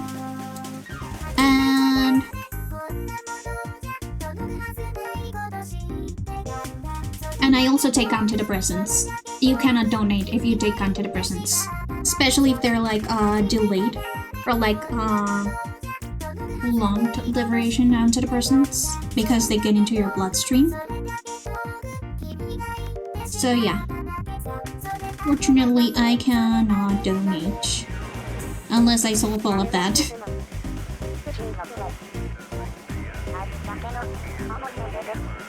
Oh yeah, you cannot donate if you take antidepressants. I died when I was a baby and they resuscitated me. How long it's just spent 3 months in the NICU for no! More fickle or fickle, your lure is insane actually.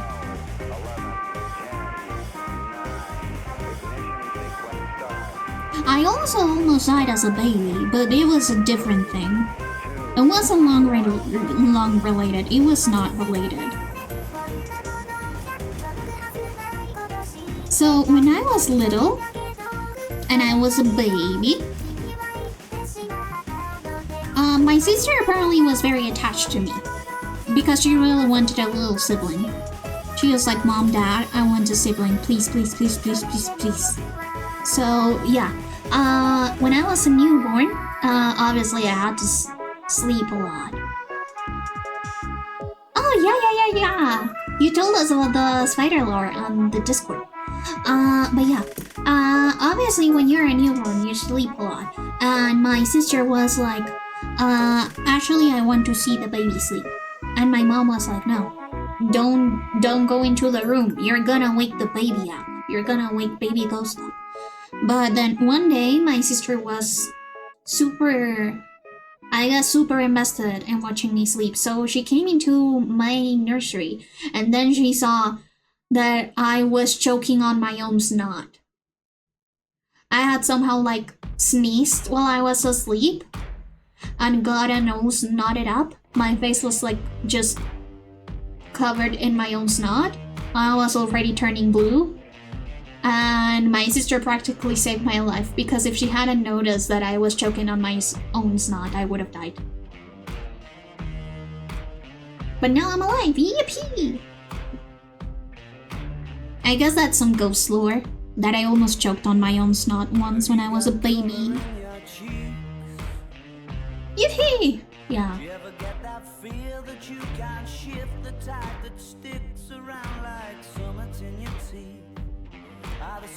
I also had like ghost sister for the win. Yeah.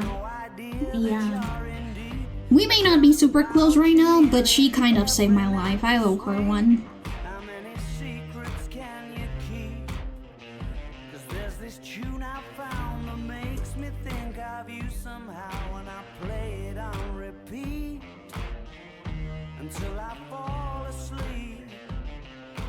Guys, cookie anatomy is so weird.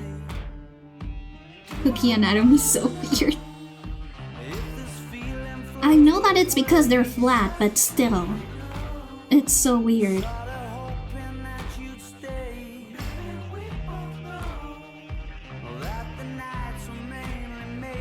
Hit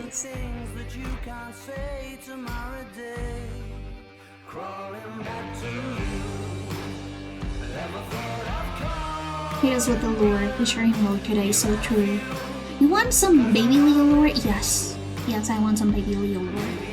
When was the one time you almost died as a baby? Honestly, babies are like proof that the evolution theory no longer works on us. We have evolved past natural selection. Been wondering if your heart's still open, and if so, I wanna know what time it should. Because I would have died. Babies are so fragile. Yes, they're so fragile. And did you know that, yeah, you could poke one wrong and it'll die. You can hold one wrong and it'll die. If you look at it wrong, it will also die. So my eyebrow has a... Oh, as a baby, I was dropped by a family member while we were outside and landed on a brick. You were dropped as a baby, Leo? Oh my god, that explains so much. I'm joking, I'm joking, I'm joking. But still, you were dropped as a baby! No! You know, actually, my uncle, my mom's younger brother, is like natural selection's worst enemy because he has had so many accidents. So, first accident. When my grandma was pregnant with my uncle, she fell down the stairs and almost had a miscarriage. But obviously he survived. He's now a doctor. Not as like a medic, as a medicine doctor, but he has a doctorate on software engineering. But anyways, my grandma almost miscarried because she fell down the stairs once.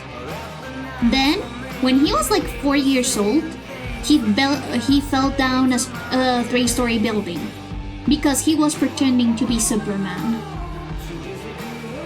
And he somehow survived, but he got a concussion. And he almost died that one time as well. He was like 4 years old. 4 years old, and he was pretending to be Superman. Either way, he fell down that 3-story building, somehow survived. And then one time, he shoved a whole ass bean into his nose.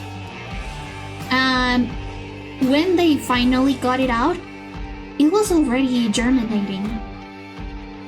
He had a whole ass bean plant growing inside of his nose for like 3 days. My mom and dad, when I was about 4 or 5 years old, took me to the corner store and they lost sight of me. It took them about 10 minutes to find me. They saw me across the street at the playground because my hair was so blonde when I was that young that it was like the beacon of light in the sun. Pickle, no! You cannot lose your parents! Pickle!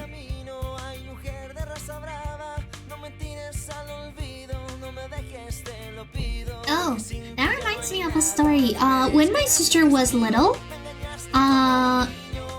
my parents went to the supermarket once, and my sister, while they were paying, she hid below the counter where they were in the register.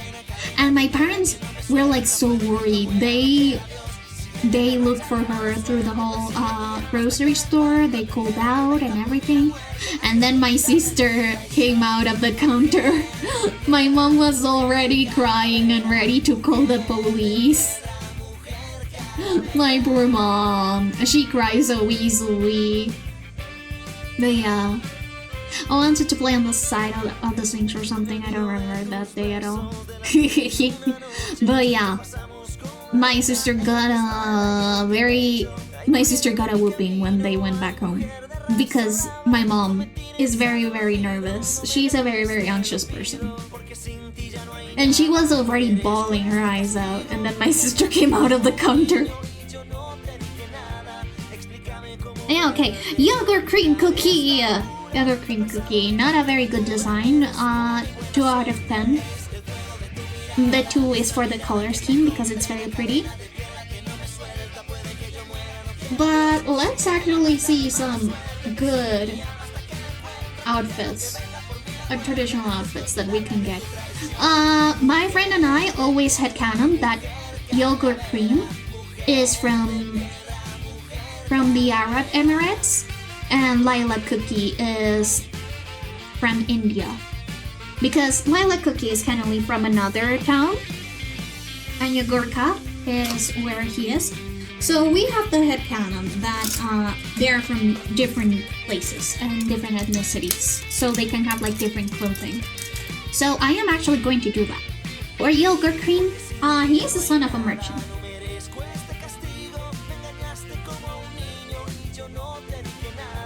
And he's this very bad stereotype of like the lazy, rich, flirty merchant's son. And that's not good, you know? That's not very nice. In fact, this is like the headcanons for him. As you can see, he is not a very good stereotype. So what I'm actually going to do is that, did you know that the Middle East was like the cradle of modern mathematics?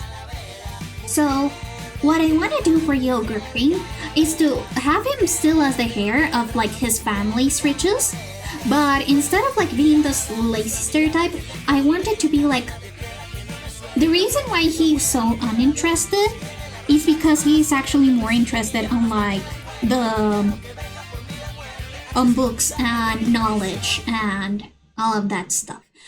He actually collects antiques because he can only does collect antiques in the game, but he does it because he wants to learn more about them and about different cultures. So I think that that would be like a very nice retcon. So let me check.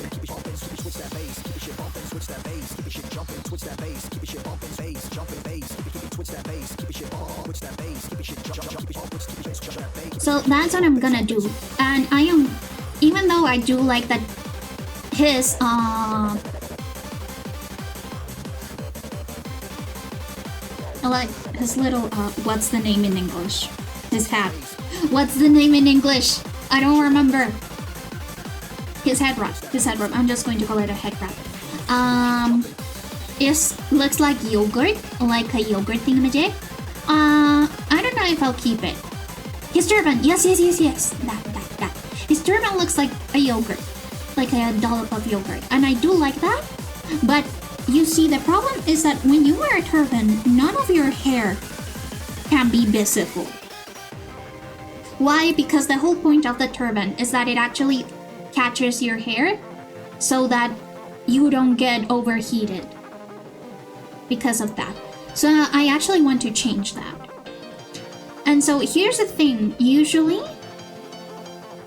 in the Arab Emirates and Saudi Arabia, they have like these veils. So rather than him having his hair out, I want him to have like a nice veil combined with the turban. And he can have his bangs out. I do see like some stylized versions in which the men don't have like their full hair covered at the front, so he can have his bangs as a sort of stylization of it. But I don't want them to be as long. I don't want them to be as long. And again, I want the style to be functional. So here's the thing. A lot of our ideas of clothing from the Middle East come from paintings that were made during the Renaissance. And the thing about it is that they're not very accurate. Like that period clothing that we see in Renaissance paintings aren't accurate because during the Renaissance, of course, usually painters didn't travel to the locations of their paintings. Instead, there were explorers that wrote up everything they could, of course with their own artistic liberty. And they wrote all of that up, and then they came back and gave those writings to the painters so that they could draw what the person had written. So most of the time, things weren't really accurate because they had to basically base all of their paintings on word of mouth. Yes, I did open a candy. remember guys, I'm hypoglycemic. So I have to eat something every 3 hours.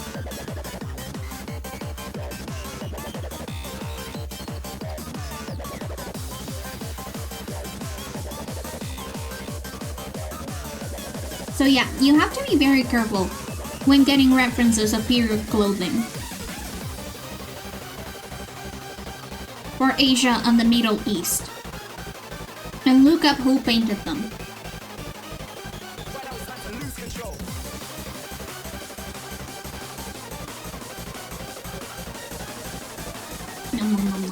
I love candy too. And you know, here's the thing, as I've become older, my tolerance for sugar has become lower.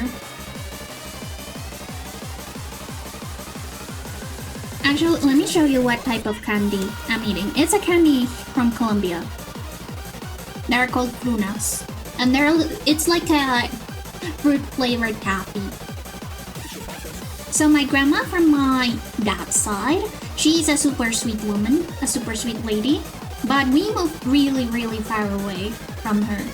So she still lives in the city. We all live in the same city. But since my city is huge, going to and from my grandma's house, is like 2 hours and a half. Or an hour and a half in a good day. So this is what I'm eating. Very nice. And they're like little mini bricks. And then you take them out and then they have like these tiny bricks. It's so cool. Here. This is like a more accurate representation. So they come in a package like this, and then they have like these little pieces cut up. It's so good, guys. I love frunas. They're some of my favorite candy. Frunas! You've got frunas! Let's go! Rock that run, that this how we from. Easy now, no need to go down. They're so good. So my grandma's very, very sweet. And in my dad's house, they like candy a lot. My dad loves candy, and since most of my aunts and uncles also love candy, and my cousins, my grandma buys the value packs of candy so that she can just have candy around. And one day, while my sister was home, she had traveled from the US to here to visit my grandparents. Also adding 30 seconds, guys, adding 30 seconds. But my sister was here, and my grandma wanted to come visit and have lunch. And she called me up at night and was like, Ghost, what kind of candy do you like? What kind of candy do you like? So that I can bring you some. And I was like, okay, Grandma, just tell me what candy do you have, and I'll just get from that. You don't need to buy new candy for me. And then she was like, I have frunas, I have a chocolate candy brand that I don't really like, and I have like a coffee candy brand that it isn't really my favorite, but okay. I was like, okay, you can give me frunas. I like frunas. And I thought that she was just like going to bring me like 1 or 2 pieces of candy, but no, she brought me a whole bag of frunas. So now our candy jar is full of frunas.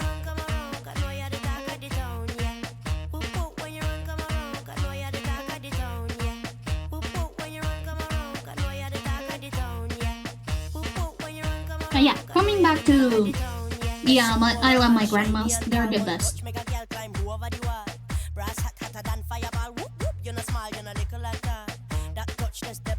I still have both my grandmas and I love them a lot. I wish I could visit my grandma from my dad's side more, but she lives so fucking far. Going to her house is like a whole day trip.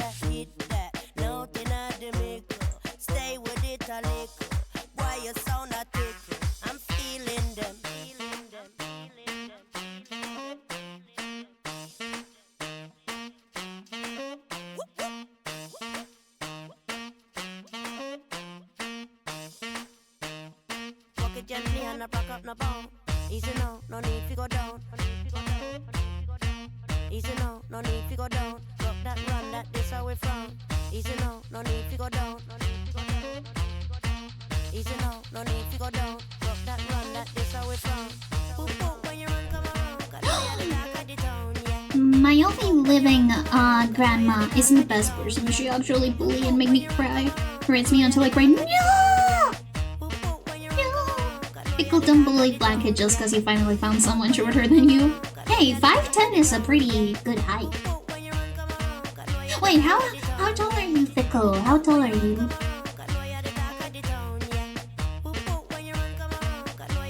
Pickle, how tall are you? Don't worry, I listen and don't judge. I'm already pretty short.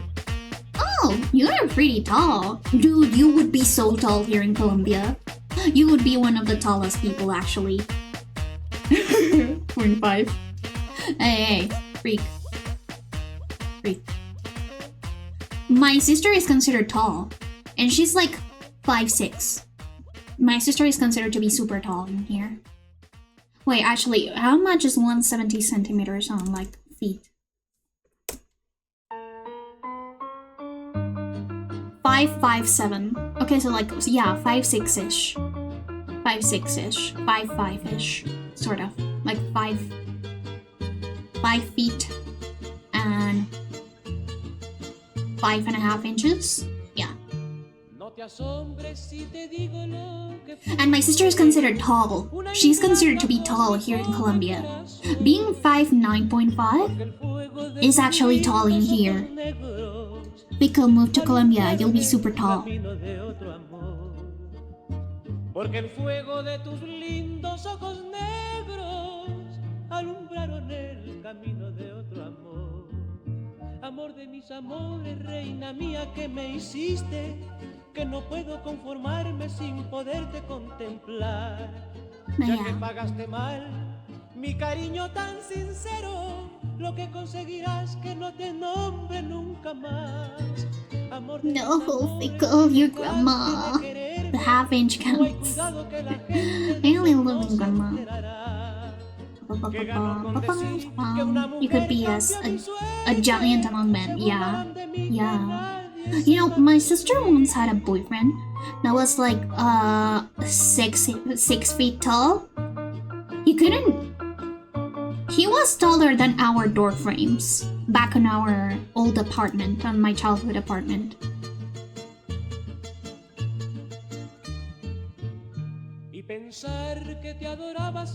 So imagine that, Pickle. You'd be super tall. I mean, I still think that you're tall, actually. So don't worry, Pickle.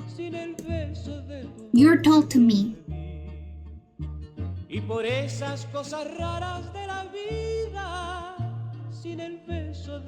Yeah, let me check what's average male height here in Colombia.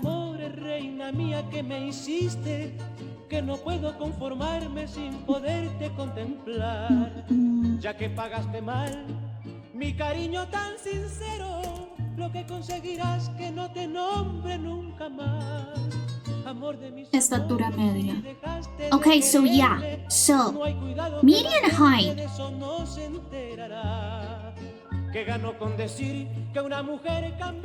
for men is 171 meters. 171 meters, that's 5'6". And median height for women, it's 5'2". So dude, you're above average here in Colombia. Go to Colombia to feel tall.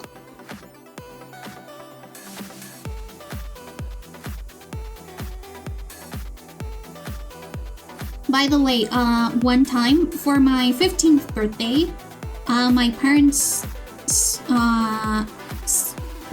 and my mom, since my mom had gotten a very good miles for plane tickets, they took me to like France. They took me to La France, and we had to do customs in Germany, and that was my first time seeing someone that was like 2 meters tall. I thought that I was seeing a giant. They were so tall, you guys.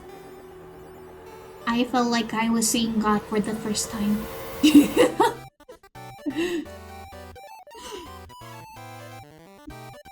That's blasphemy, I shouldn't say that.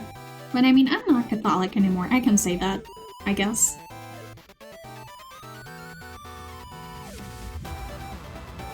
Yeah, I'm just gonna see like turban. You see, the thing about turbans is that they're not exactly region specific.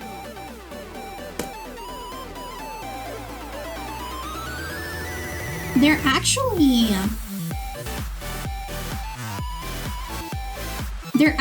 more like religion specific, mostly the Sikh religion. So you can have people with turbans from all over like the Middle East and Southeast Asia and South Asia, because it is associated with the Sikh religion. Not always it has to do with location.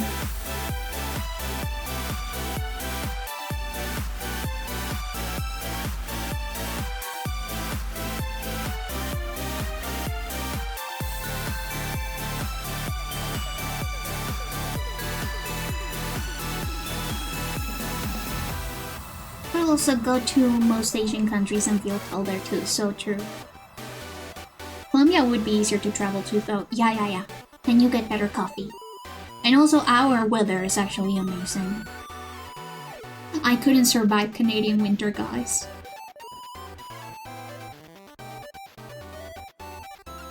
I unfortunately wouldn't have survived Canadian winter if I had stayed for longer.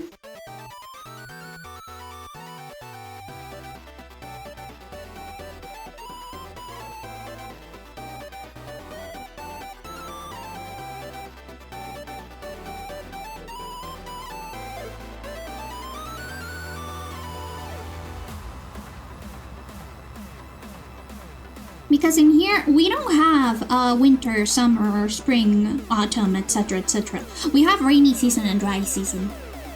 And right now it's rainy season, but dry season, at least in the mountainous parts of Colombia, is really nice and warm. Does it get super hot sometimes? Yeah. My internal temperature regulation is awful. Same, fickle, same. I cannot handle hot weather. I actually overheat pretty easily. So there's this town called Onda that we used to go for a vacation every year. I would get cooked alive in Onda. I couldn't regulate my temperature well in there, and I would be on like the bedroom with like 2 fans on directed at me and just being stationary, because if I moved then I would sweat more because I sweat so much, and I wouldn't be able to move because I would just be exhausted because I was overheated all the time. And my parents always were like, "Ghost, you used to love going to Onda when you were little. Why did you stop liking Onda?" Because when I started puberty, I just started overheating. I don't know why. But my temperature regulation went over the edge and I could no longer regulate my temperature. I'm sorry to Onda, it's a very pretty town, especially because it still has like colonial architecture and stuff, but I can no longer handle the heat. But Bogota is in the mountains, so our hot days are usually like regular warm spring days in other places, which is nice. But still, sorry guys, can no longer handle Onda heat. And also the thing is that when I was little, I used to spend all day long at a pool or in water, so I wouldn't overheat as easily. But as I became older and my eczema started showing up more and more, being at the pool was not the best option because my skin would crack.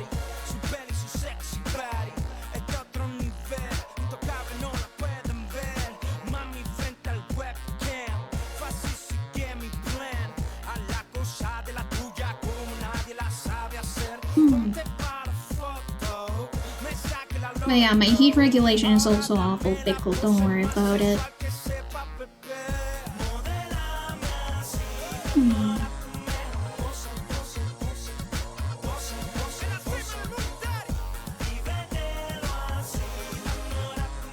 But yeah, instead of like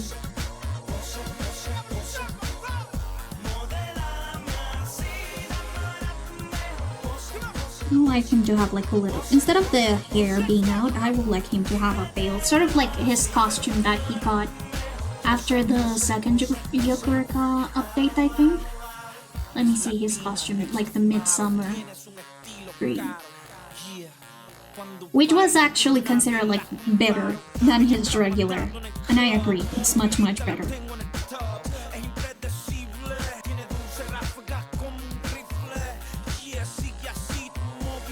Now like look at that, it's so much better.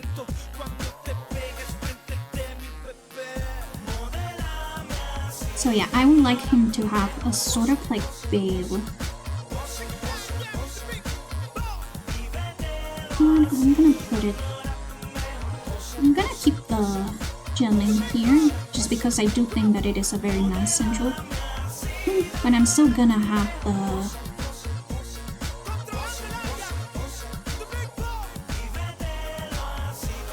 like the little rope that they use to keep the headpiece in place over here, and then just have the veil.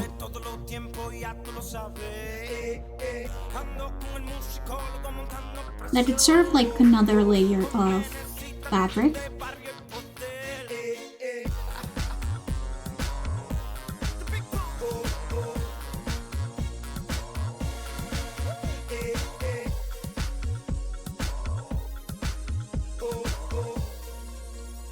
So yeah, I don't know much about the shoulder plates when it comes to it. I do know that Arabian fashion can be very light and very layered. It all depends on which place you're actually getting the inspiration from. And again, I need to be very careful with accuracy due to the fact that paintings aren't really a very accurate representation. So I'm trying to check out photos that actually come from Saudi Arabia or places that took.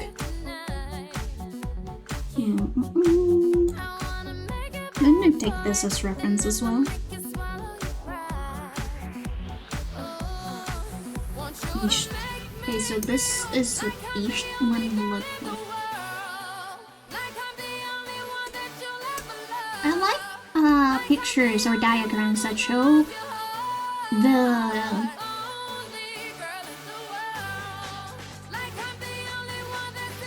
the names of the clothing, so that way I can actually check out references myself.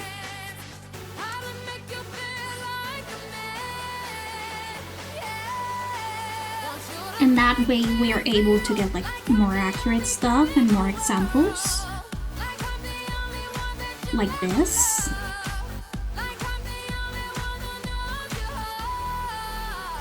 So yeah, instead of like having his tits out, instead of like having yogurt cream tits out, I am going to give him like the bisht.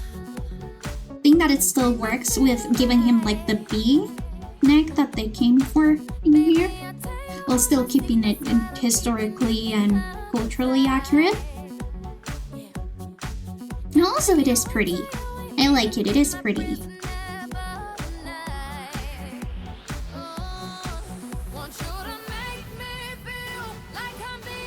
And you know, basically just having cover up. Because he is so obviously Aladdin by Disney inspired. Why do I have to share similar health conditions with a lot of streamers? Because I think that maybe it's because a lot of VTubers and a lot of streamers, due to our physical conditions, sometimes streaming can be less harsh on our body than a regular 9-to-5 job. So for example, my mom was very worried when I like finished my university classes, because I have to take at least a day or two off when I get my period, because I lose a lot of blood. And I also need extra lunch breaks or extra food breaks because my blood sugar can dip very quickly. I need to eat every 3 hours. And my mom was very worried like being like, Ghost, how are you going to get a regular 9 to 5 job if you would be like absent at least 1 day a month because of those conditions? Because again, menstruation plus clotting disorder it's not a very good combination. I wouldn't recommend 0 out of 10. But yeah, my dad was like, well, obviously the company is gonna have to have accommodations for that. They cannot discriminate against them because of what is essentially a genetic condition that they cannot change.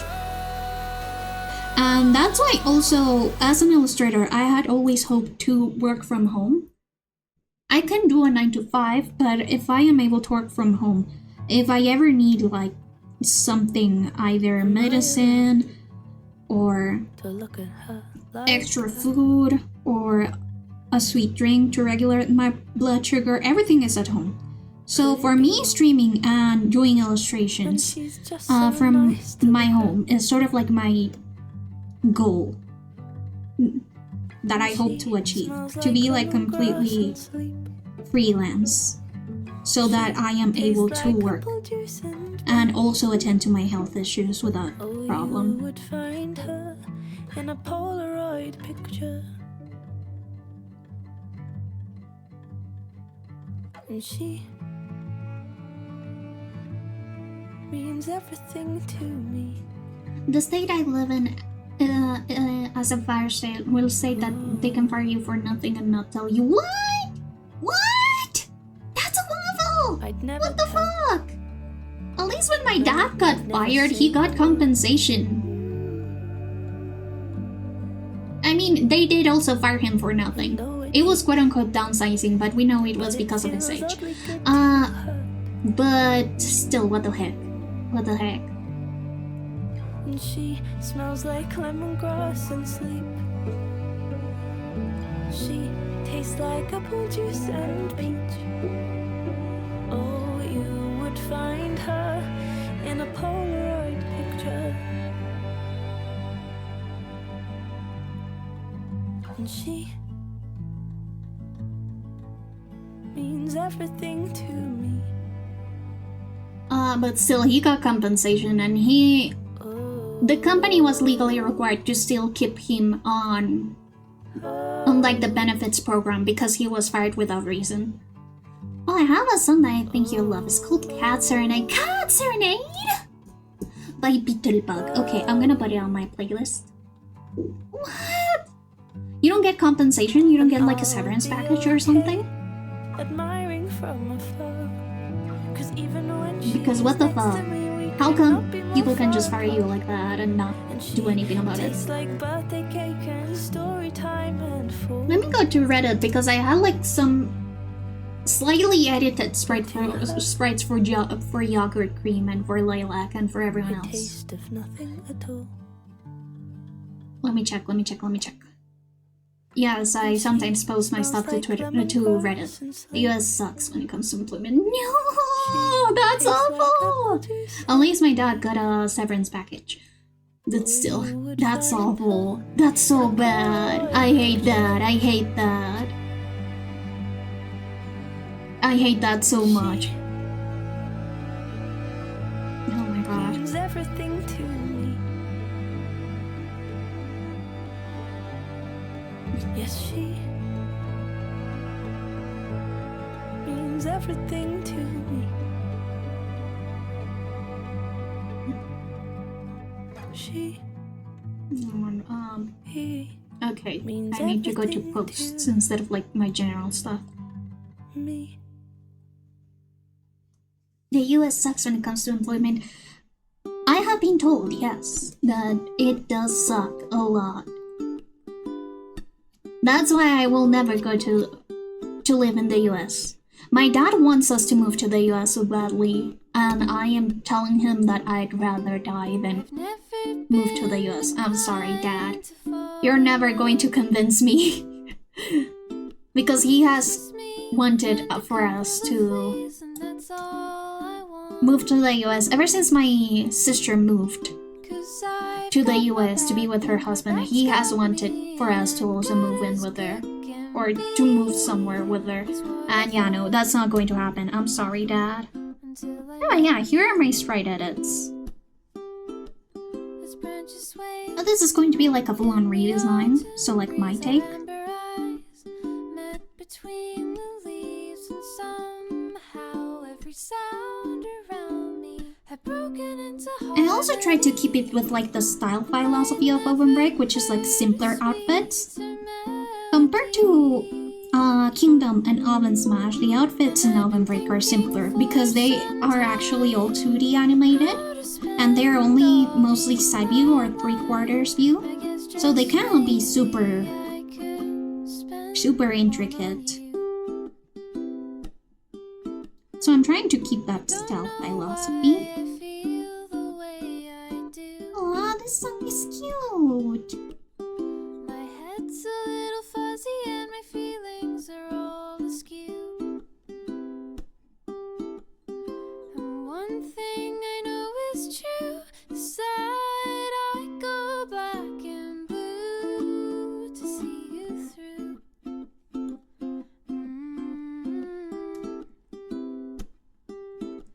Let's run away with our muddy paws in the rain and watch the clouds part ways, and as the stars beam down. So most of the clothes that I've seen usually go to their feet.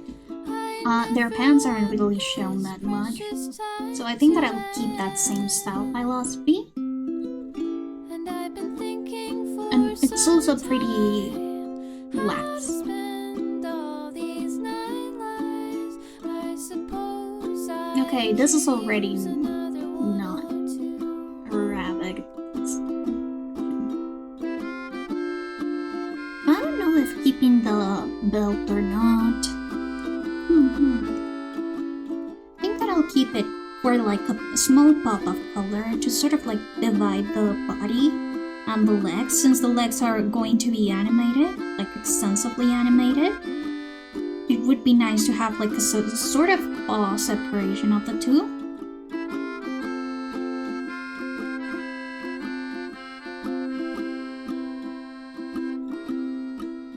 And in the moon's pale gaze, I ponder all those days I spent alone. All of Beetlebugs music is like this. She's one of my favorite artists, actually. Aww. And now it's me, 2 cats falling in love. and there's Rita, do you like cat love songs? Lost my apartment, my car, and I had to go back to my dad with head down and the feet. No! Because my hips are all fucking no! God, that's awful. I'm so sorry. in the warm sunrise becoming freshly baked sunshine pies, all sweet as I'm so sorry, Pickle. angels, and louder than a symphony. That sucks. 'Cause there's no place I'd rather be. And I've been thinking for some time how to spend all these 9 lives. And maybe I could spend them on you. Oh, just maybe. Yeah, you got this, Fickle. You got this. I believe in you.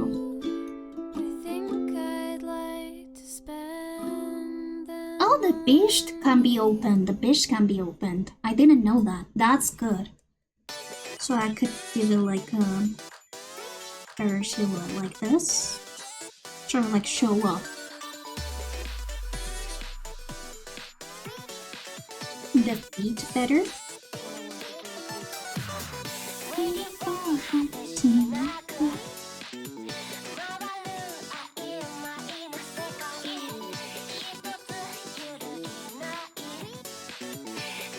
Did you know that a lot of the Greek philosophers that contributed to maths, like Pythagoras, actually learned from the Middle East? They went out to study in the Middle East because that's where the good teachers and the advanced mathematics stuff was. I think it's very important to think about that.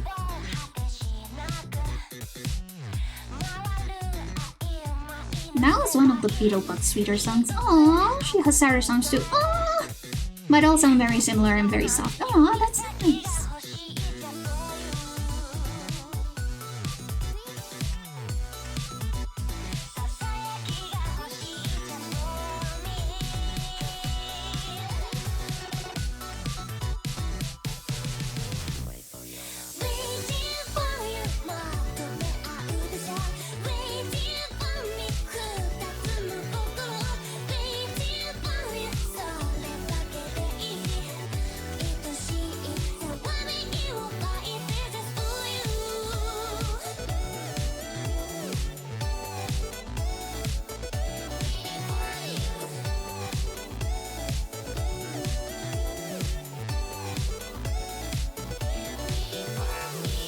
I think that for the beast, this will be very nice.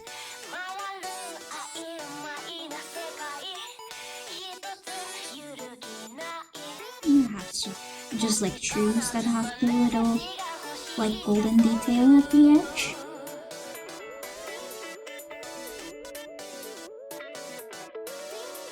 I don't know what jewelry or not the time period were. I'll have to check.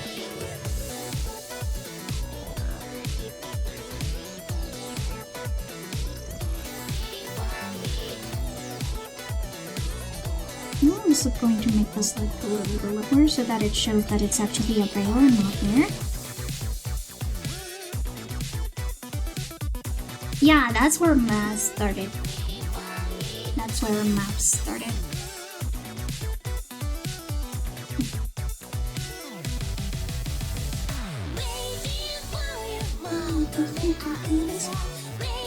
I wanna see what kind of jewelry men would wear. It's usually like the patterns on their beast.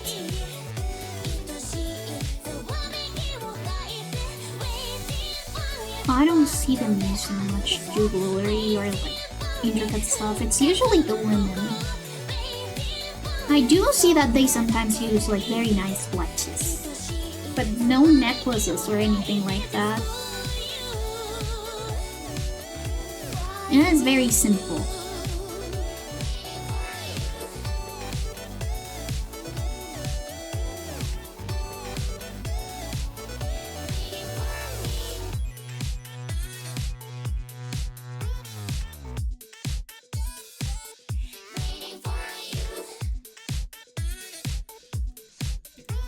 Saudi Arabia would have been Persia before, right?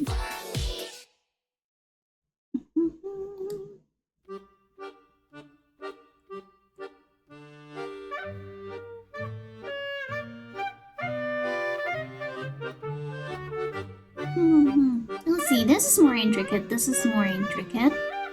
So let's look at this. But yeah, it's usually in their veils or in their clothes.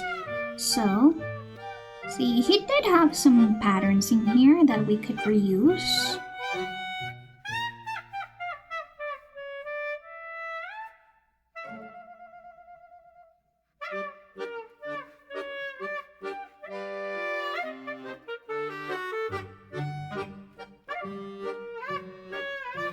By the way, if you have any suggestions, feel free to give them to me. Oh, thank you so much, Pickle! Thank you so much. I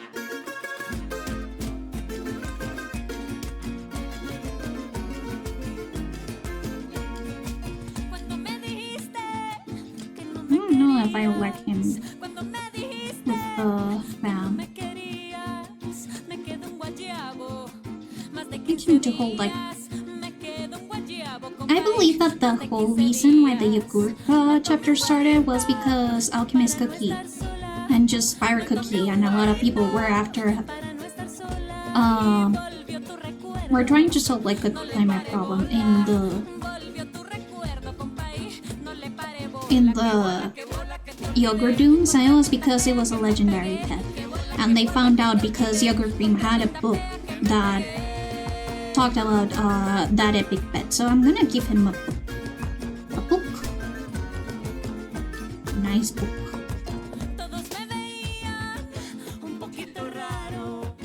No, I wanna thank you. I am thankful that people like my art. Era por el guaro, era por el whisky, compay, o era por el guaro. Luego me ofrecieron un par de cervezas. I'm gonna give him a book. Un par de cervezas que se me subieron hasta la cabeza y ellas me dijeron, compay, que no me interesas, que bola, que te olvidé, con tremenda fea que me pegué, que bola, que te olvidé, con tremenda fea que me pegué. Mira cómo voy volando lejos, rayos de colores y reflejos. Era la ambulancia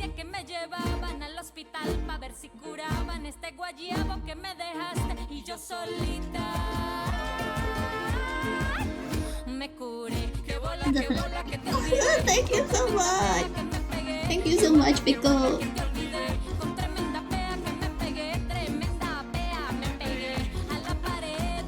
Yeah, this would be like sort of like a bookmark thingy. Las 10 me pegué, está tu primo me pegué, y hasta el olvido me pegué. And I guess we could give him...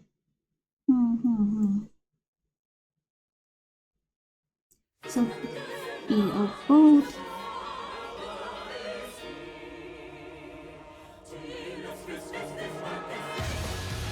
And this little thingamajigs, we could add them to the arms.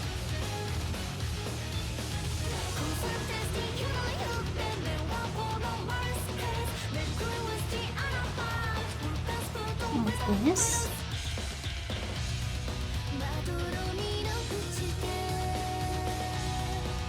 Also to the out of the fish without really changing that much.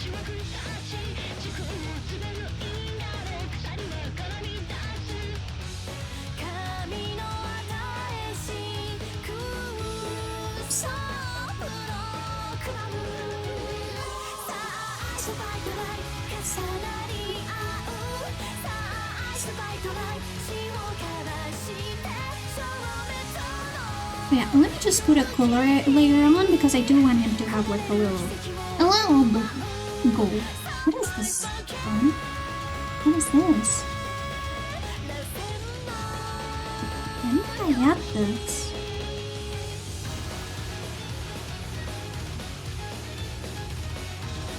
Wait, isn't this like my book? No, it is not. What is this? What is this brush? Oh wait, I just noticed. It's this! It's this! Guys, it's this!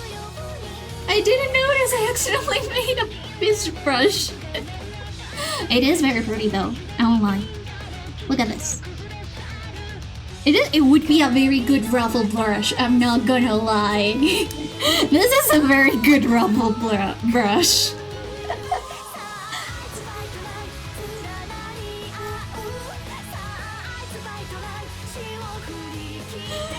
What the heck? I didn't even notice. Oh yeah, let's start giving him some color so that I can see what I'm working with.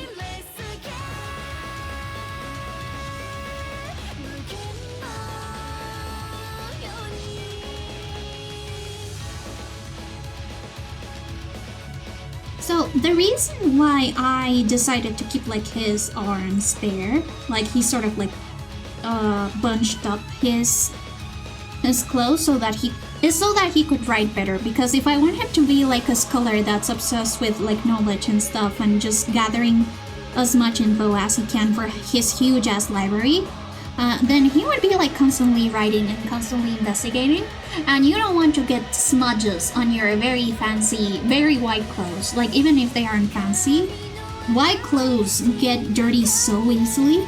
So he would probably have like his arms or like his sleeves bunched up so that he wouldn't get them dirty. Because he would be writing because he's a scholar. No! Why? Why must I be the headed again and again?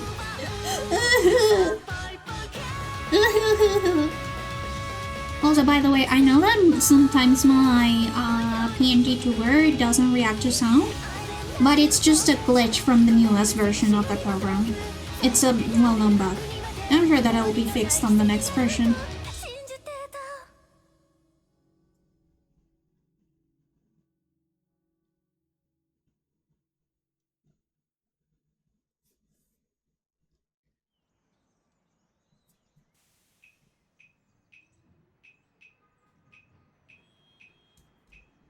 Lights up on Washington Heights, up at the break of day. I wake up and I got this little punk I gotta chase away.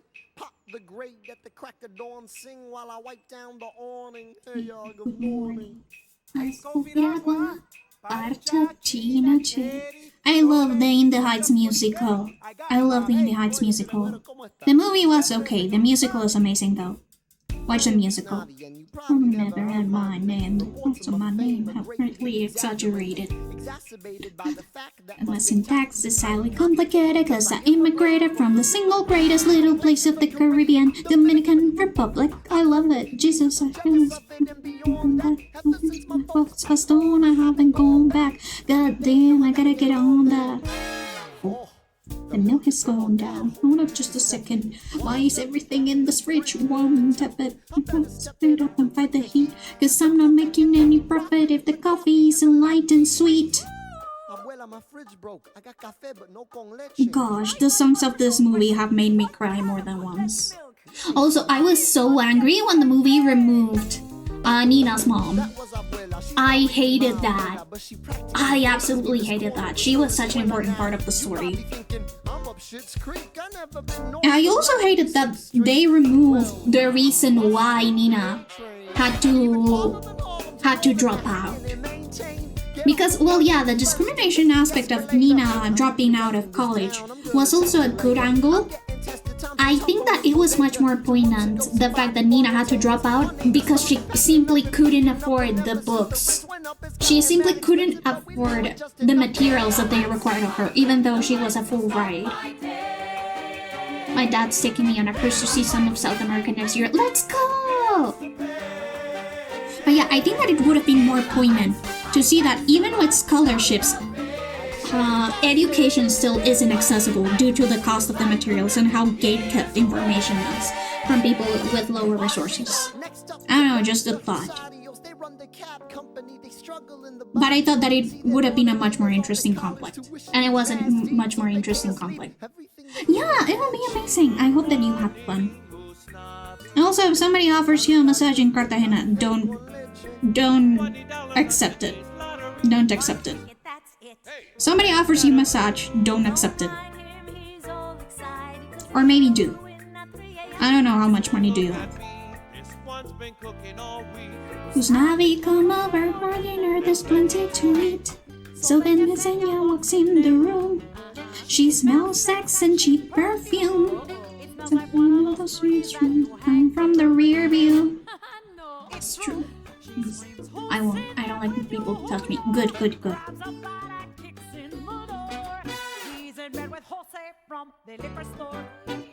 No me diga. Daniel and Carla from the salon. Thanks, so snobby. Sonny, you're late. Chillax. You know you love me.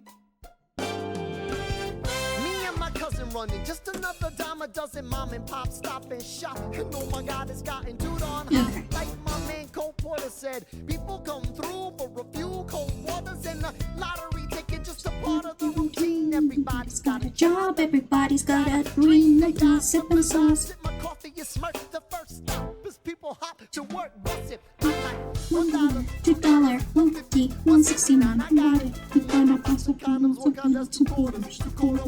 The New York Times, you need a bag for that. The taxes added. Once you get some practice at it, you do mathematics automatic. By the way, it really surprised me that apparently in the US and Canada, you don't get taxes added to your prices.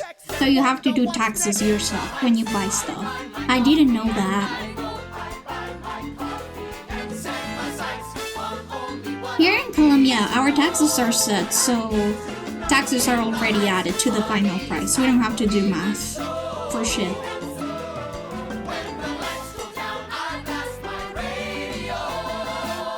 You ain't got no skills. You get a Milky Way. Let me also get a daily news and a post, and the most important, my boss, the second coffee, 1 cream, 5 sugars, I'm the number 1, I know, fastest, I know. Yes, you can move some making deals, cause guess what? You still ain't got no skills. Please show up, let don't get so upset. Tell Vanessa how you feel. Are you doing on the deal, or you ain't got no skills? Nope, some stores have taxes on the price, but most of them find you have to calculate tax and plan it as you shall. Oh my god, that's so annoying.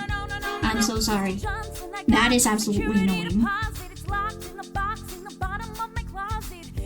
my down statement, but I've been saving to make the down payment. No, I won't let you down. Here's your chance, ask her out right now. I'll see you later. We can look at that, please. Do something, make you move, don't freeze. Hey, You owe me a bottle of cold champagne. Are you moving? Just a little credit check and I'm On that downtown train. Well, your coffee's on the house. okay. Navi, ask her out. No way. I'll see you later. So, Ooh, smooth operator. Oh, damn, there she goes. Yo, bro, take 5. Take a walk outside. You look exhausted. Oh, don't make that sigh. The whole hood is struggling, yeah, I'm time's so tight. tired of your stuff. To this corner like a street light. Yeah, I'm street light choking on the heat. The world spins around while I'm frozen to my seat. The people that I know all keep on rolling down the street. But every day is different, so I'm switching up the beat. Cause my parents came with nothing, they got a little more. Sure, we're poor, but yo, at least we got the store. And it's all about There the it is. legacy they left with me is destiny. And one day I'll be on the beach with Sonny writing checks to me. We came to work and to live, and we got a lot in common.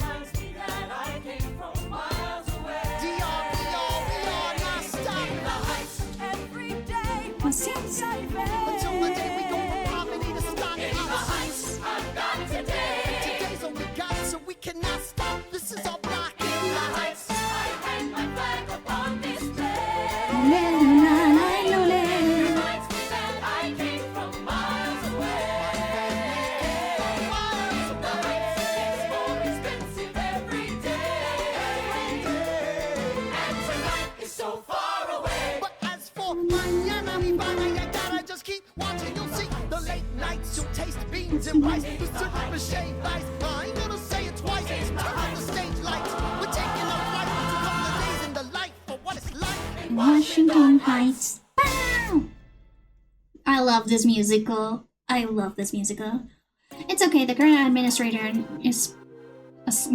is planning to lower taxes instead of so that stores have to put the tax on the price of the item. Thank God.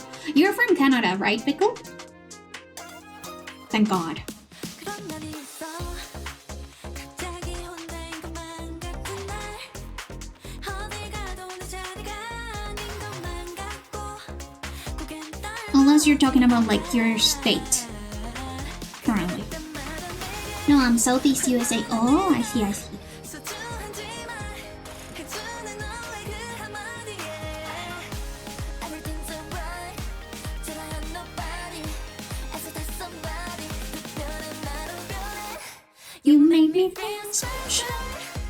세상이 아무리 날 주저앉혀도 아프고 아픈 말들이 날 찔러도 네가 있어 난 뜻이 없어 That's what you do How can I feel special 아무것도 아닌 존재 같다가도 잘해줘도 모를 사람 같다가도 내 부르는 네 목소리에 I feel love I feel so special South Carolina. Ooh. 숨고 싶어서 멈춰 하기가 싫어서 모두가 의미를 잃은 듯이 내가 의미를 잃은 듯이 가만히 주저앉아 있을 때 그때 내 앞에 나타난 너의 따뜻한 미소와 손길에 Everything's alright till I have nobody as the somebody 특별한 나로 변해 You make me feel special. 세상에 아무리 날 주저앉혀도 아프고 아픈 말들이 날 찔러도 네가 있어 난 다시 없어 That's what you do How can I feel special 아무것도 아닌 존재 같다가도 사라져도 모를 사람 같다가도 내 부르는 네 목소리에 I feel love I feel so special You make everything alright 구름이 짝인 햇살 한 줌 없는 날 네가 바로 나의 shining light That's what you do 아무리 어두운 밤도 다시 난 I owe it to you Yeah, it's not as bad as people thought it would be. Prices are coming down already and gas has been dropping drastically in price in my area. Oh, I see. I I have seen reports from other areas though where it has been really bad. Some small businesses have already decided they're not going to ship to the US anymore.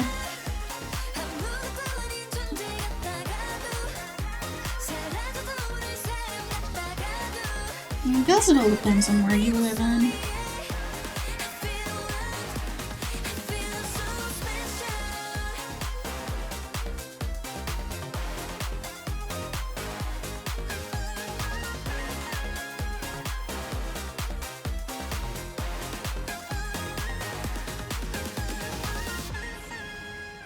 And I guess it also depends a lot on how the state elections went, right? Since you have to like do state elections. Yeah, it's pretty bad in some other areas, and the tariffs are making it a bit difficult. Yeah.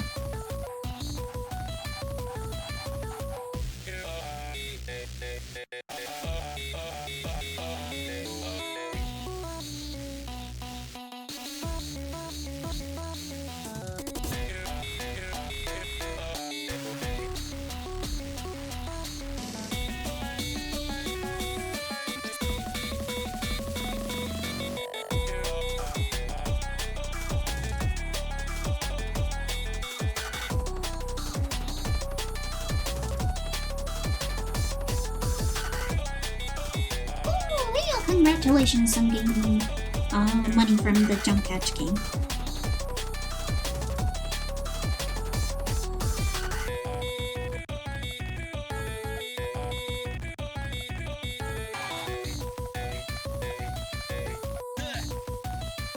Pretty good.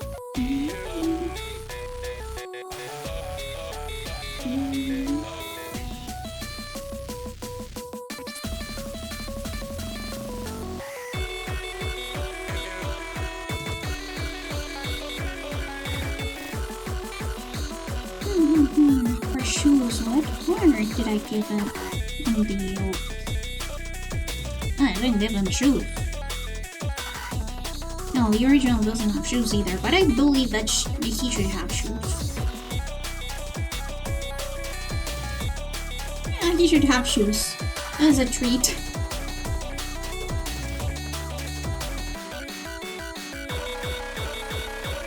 This orange, since this orange hasn't been used.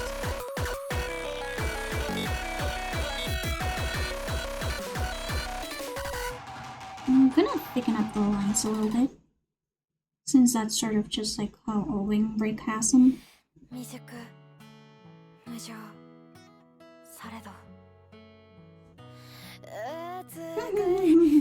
Yeah, that's basically me. I like to hum a lot. Hum. I'm gonna also add a couple of decorations here, just so that the design doesn't feel too plain.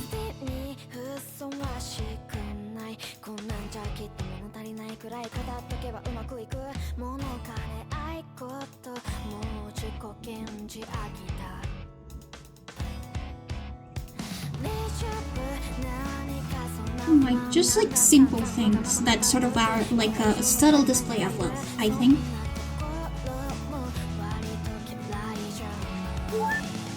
Thank you for the hydrate, Pickle!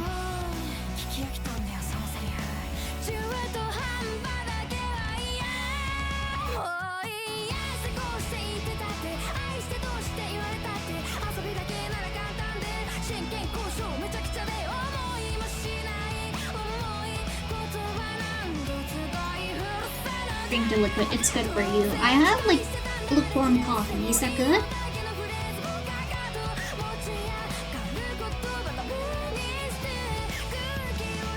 There's actually going to be an ad pretty soon, like 7 minutes.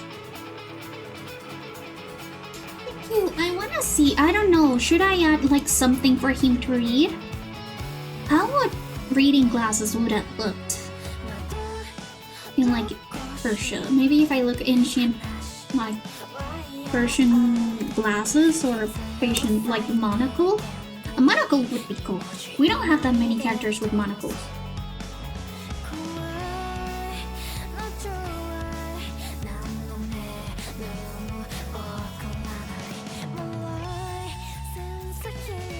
You know, for him to inspect stuff.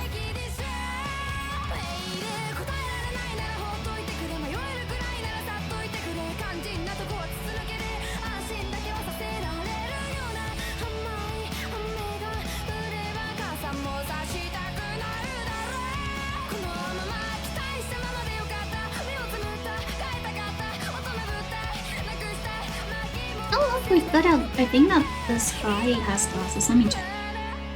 Oh no, he does not. It's still very cool turban.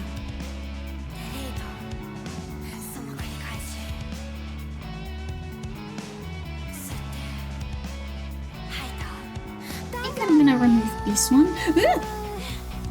This ones.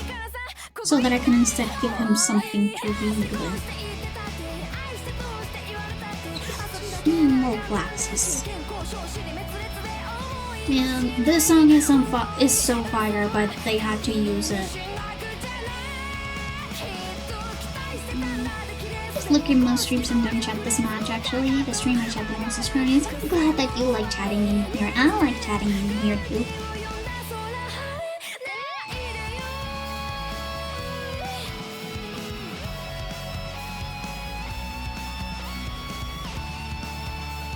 I want to see Elderberry Cookie has glasses. Let me check how Elderberry Cookie looks. Elderberry Cookie run.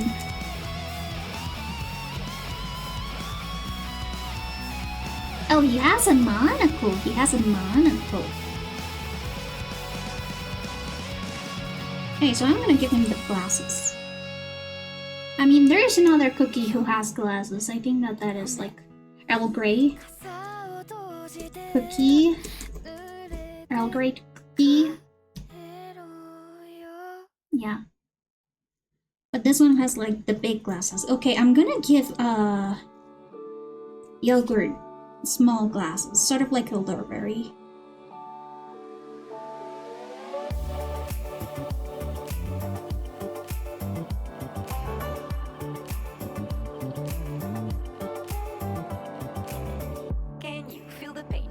And trouble in your brain, anger you retain, pressure rocks you like a hurricane. Is it time for you to jump into the next train? Change of hand, make a stand, I can see your heart change. Wake up, no more nap, your turn is coming up. You feel lazy, but stop the fantasies and bubble dust. If you need to hear, glasses look good. Yeah, this glass size. This glasses size looks good.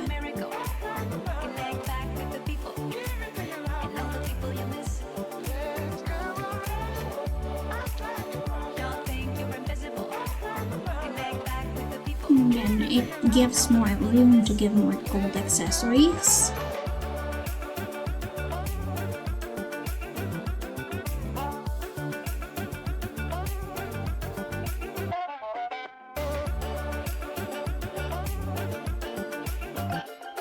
And then, look, I'm gonna show you a magic trick. Boom, instant outline. Running from the dead in the battle of cyberheads. You should think twice, cause they will make your brain melt. New device, better price, keep you feeling impressed. Stop it all, every day will live a miracle. Unpredictable, you don't need an upgrade anymore. Can't you see the link? Don't worry, I will teach you how to take the pill to feel the thrill and touch it all. I don't know, I like the monocle. I like the monocle, it makes him look fancy. Every day is a miracle. What do you guys think? Glasses or monocle? See, if I chat more, then I feel like it's not so slow for the streamer and they have someone who cares enough to actually chat. Yeah, I do love it when people chat on my stream.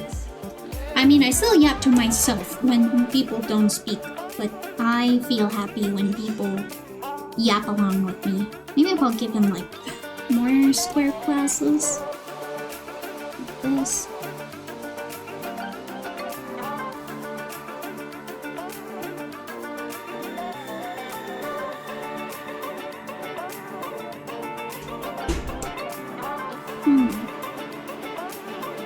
Yeah, I do really like the monocle though. Thought I was cooking with that one. Okay, glasses. I'm gonna give it glasses.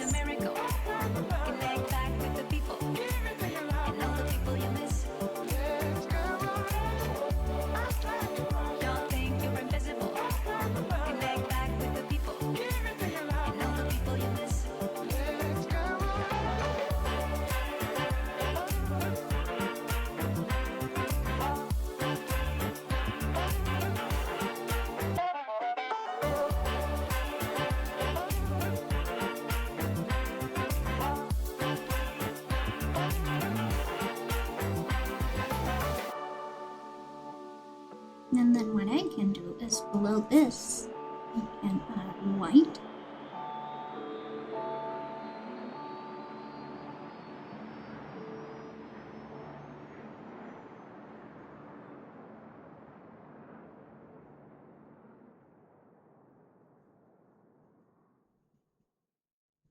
Erase the X's.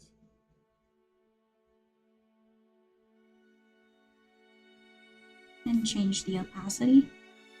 And boom, glasses.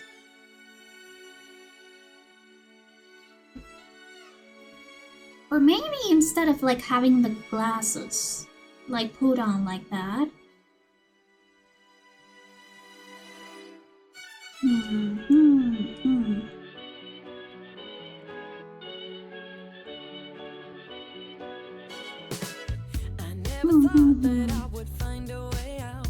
I'm gonna think more about the glasses. I'm not convinced.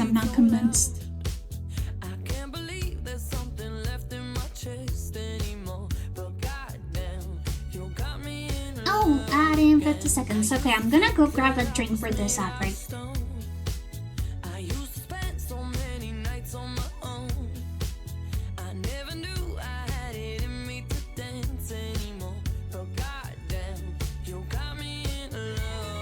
Just throw some of these tabs.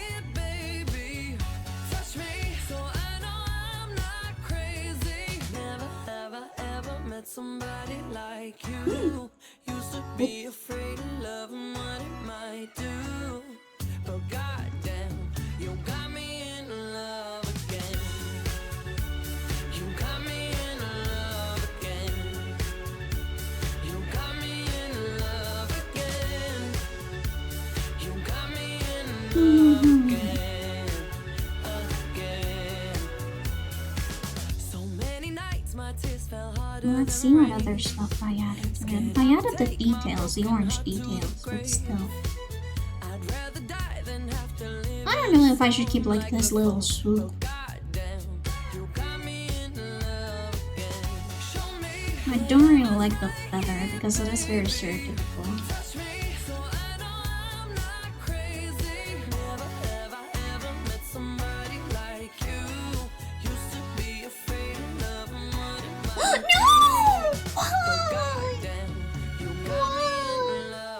Why must you be so mean to me?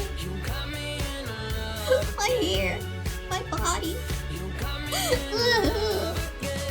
Okay, I do like the belt thingy though. Don't really be kidding me. I'll be keeping it. Instead.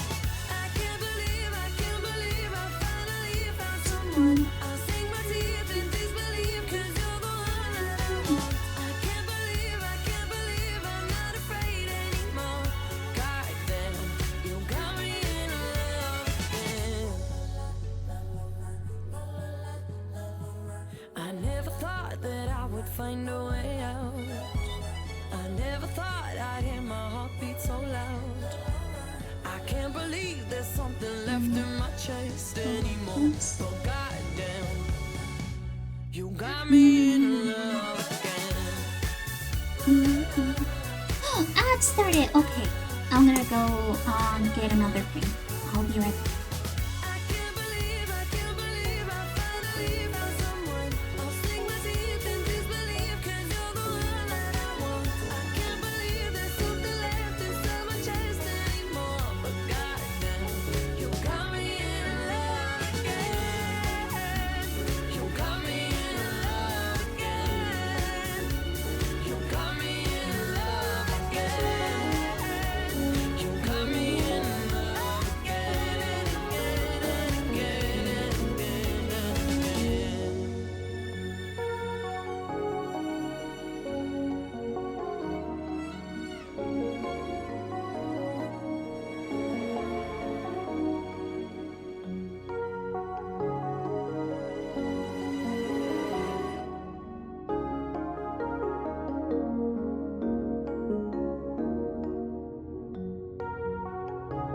Have you ever felt left out of the group, excluded, given the boot when you knew you should have been a shoo-in? Like some ancient druid was pursuing to ruin your life with a curse, but worse, he brought his whole damn crew in. And now it's high noon and you're a target to shoot at. His school's a battlefield, no wonder you're truant. They always look at you and they boo at what you're doing, and you go off like a bomb at the Olympics in Munich. No, you're just an extraterrestrial, less than respectable. You'll never get the girl. You're just a jester at the festival. I guess it's acceptable to peg your head with vegetables and kick you in the testicles, and best of all, let you know that you're a filthy dog and you'll never be best in show. why the abuse? Cause all a bully needs is a fucking excuse. Planet Earth, I need a friend, cause I'm on the outside looking in. I'm an alien, I'm just an alien. Feeling lost but never found, till I find myself being pushed around. I'm an alien, yes I'm an alien, I'm an alien. I'ma be honest, it gets better, I promise. So don't let them ground you down to a pound of sawdust. Stay on stage the longest till the gong hits and everybody comments on their fondness of your polish and your overall knowledge. Remain calmest and abolish your modesty, cause honestly you gotta be positive, you're a prodigy. You show the world that you're not one to mess with. It's a broken home that makes these bastards aggressive. You can expect to get rejected, neglected, stripped naked, and tested until they wreck it. You feel terrible, cause nothing is comparable. Violence ain't the answer, but the pain is unbearable. You're nice and jaded from being isolated. Now you coast through life feeling twice as hated. So why the abuse? Cause all a bully needs is a fucking excuse. Planet Earth, I need a friend, cause I'm on the outside looking in. I'm an alien, I'm just an alien. Feeling lost but never found, till I find myself being pushed around. I'm an alien, yes I'm an alien, I'm an alien. Axel on the drums.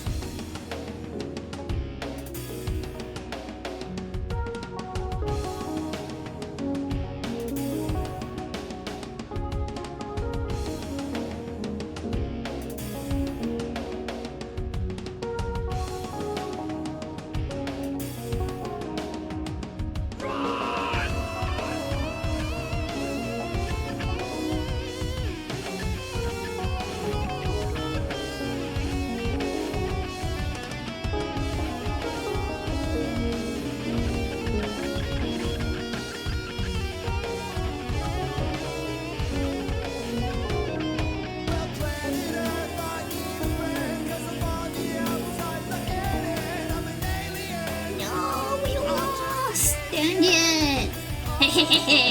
And my body's back to normal, let's go.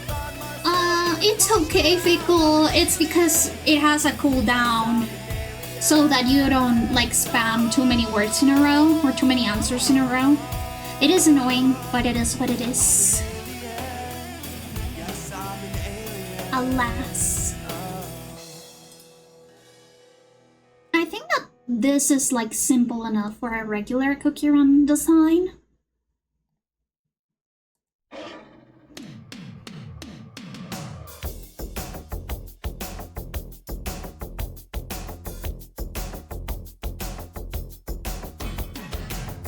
So yeah, this would be like yogurt cream cookie. No,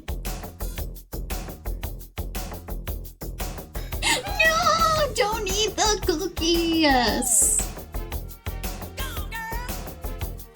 So.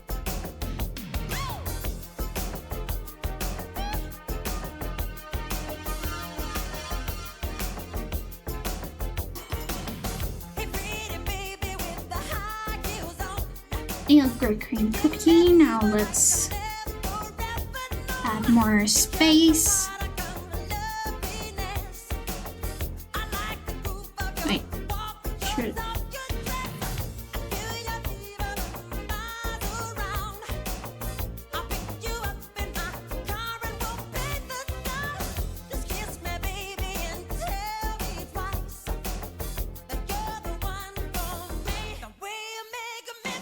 There you go. Right now, it needs to be 2000. Yeah, 2000.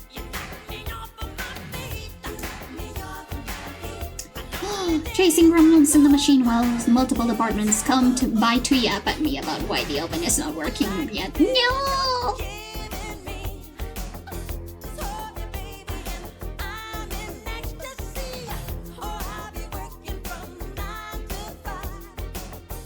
Okay, now the second offender of the Cookie Run Orientalist Challenge is Lilac Cookie.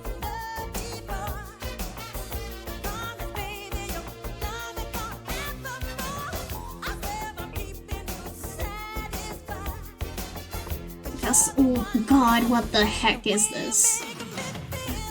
God, what the heck is this? I didn't ask for this. His first design was so good, I don't know why they changed it. By the way, let me show you his first design as an NPC. His first design as an NPC was good, it was fine. It was okay, look. That was his first design and it was nice, it was fine, it was good. Why did they have to change it? Anyways, Lilac Cookie.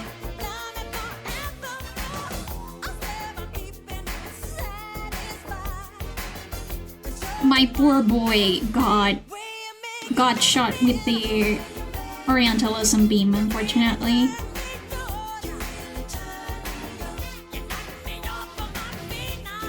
So we're gonna change that.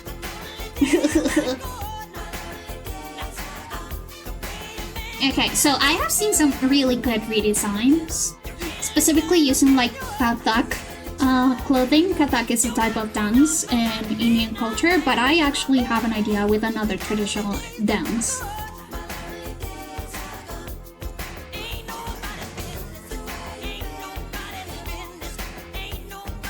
Which is called, I'm sorry if I fumbled the name, but it's called Bharatanatyam.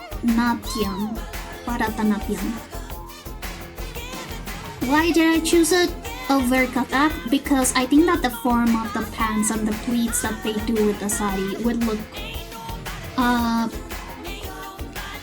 a little bit more similar to his current design. And even though I do love the stuff that they do,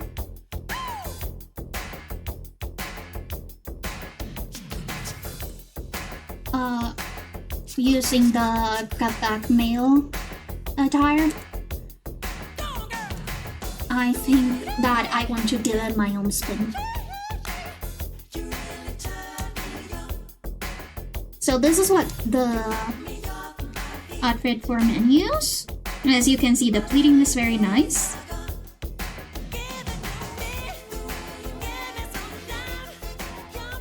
And I mean, if they want him to have his tits out, then this is like a good option. But there are a lot of different types of and variations of this design that we can use, like this one. That has more like the pleated skirt. Or this one that is just full on the...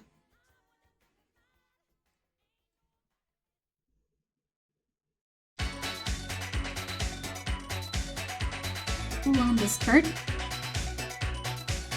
Not the skirt, but like the pants. So yeah.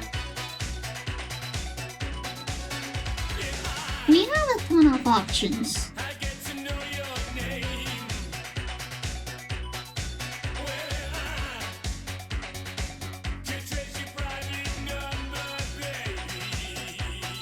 If they want him to have like his tits out or not have his tits out. So yeah, let me just create the wheelbase. And we can start changing stuff. Obviously the fucking veil needs to go. He didn't need it before, he doesn't need it now.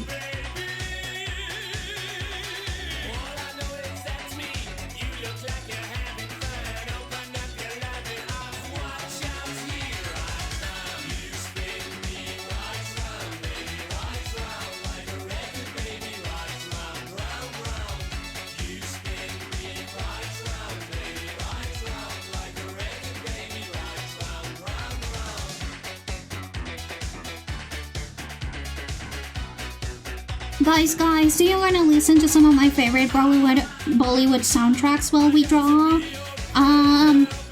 Lilac Cookie, do you want to listen to some of my favorite Bollywood tracks? Yeah, you wanna? Okay, you wanna. So I'm gonna put it on. Let's see if the soundtrack is in there. Wait, no, not. Yeah, the soundtrack.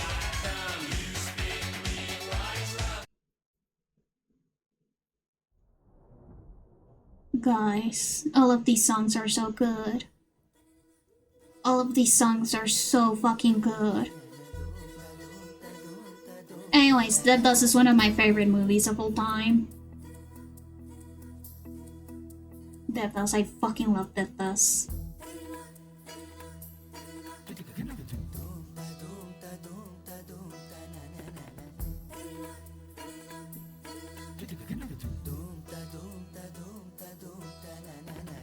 Also, by the way, the headcanon that we have is that yogurt cream is from Saudi Arabia and lilac is from India or Bangladesh. Usually India, we have decided on because of the bindi.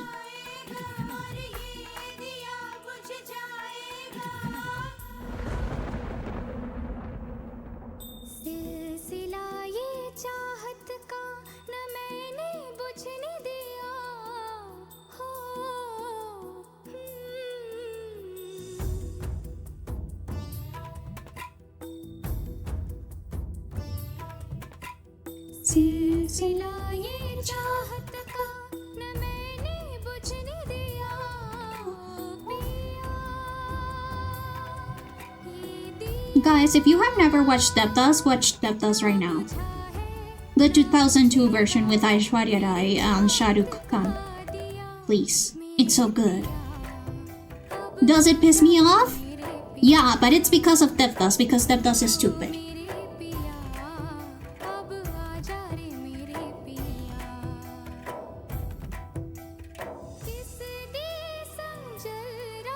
But aside from that, all of the female characters are great.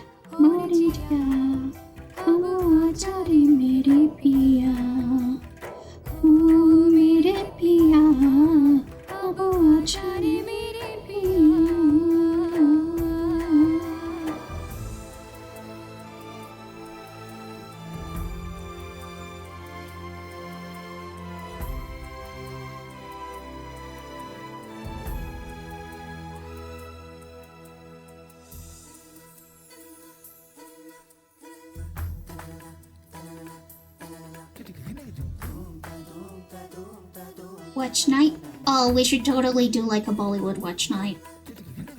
I had planned on actually making like a watch night for either As Above So Below or in Pettigore for my birthday week.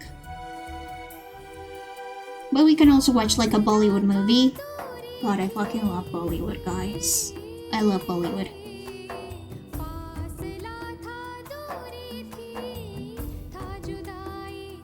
Also, it is funny how in Cookie Run, all cookies have like one eyebrow. It's a stylistic choice, but it is a little bit fun.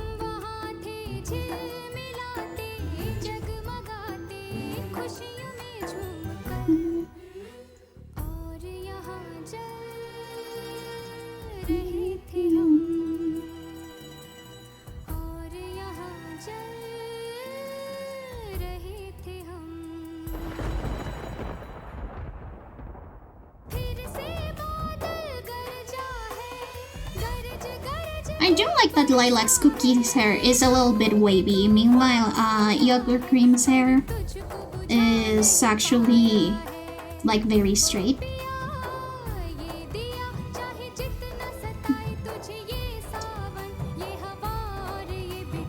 Because in old Bollywood, a lot of the actresses had like this super long hair. Because usually the movies were like period dramas inspired on novels. And I think that's cool. You know what movie I haven't been able to watch? Umrao Jaan. I want to watch Umrao Jaan, but it's a tragedy and I know that I'll cry my eyes off.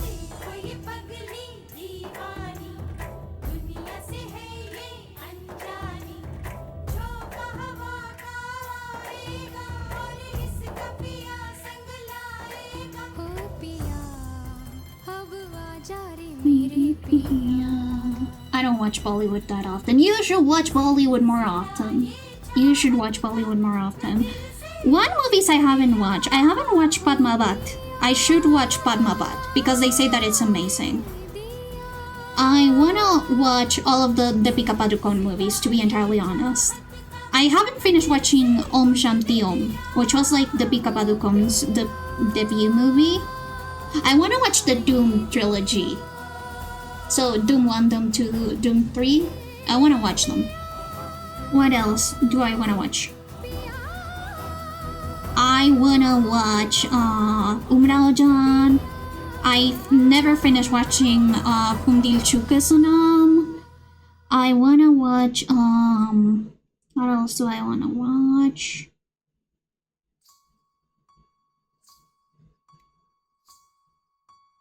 You see, the thing is that usually I watch the Bollywood movies because I have heard some part of the soundtrack that I fell in love with.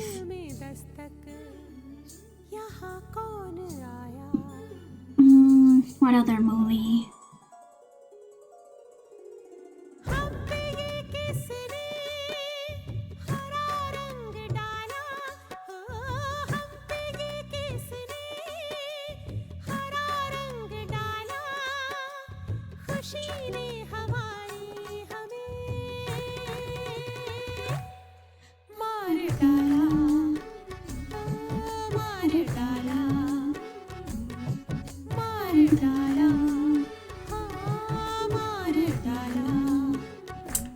Mostly watch cute animated movies.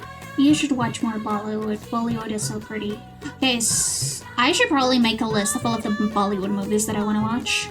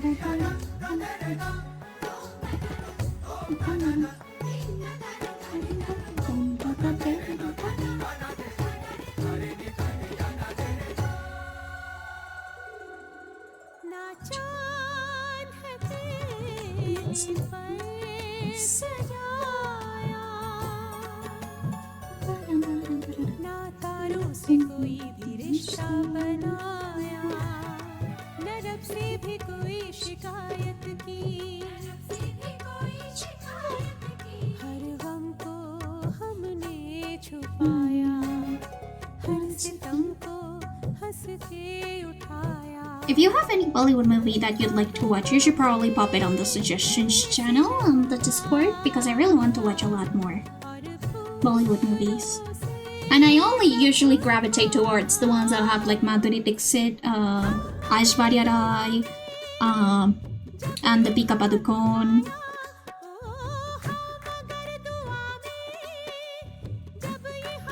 Sometimes I watch some that have Ranbir Singh or Hrithik Roshan. I know that Shah Rukh Khan is basically a given in a ton of good Bollywood movies because he's sort of like the king of Bollywood. But still, if you have any other movies, I love to watch them. Ooh, I want to watch Guru.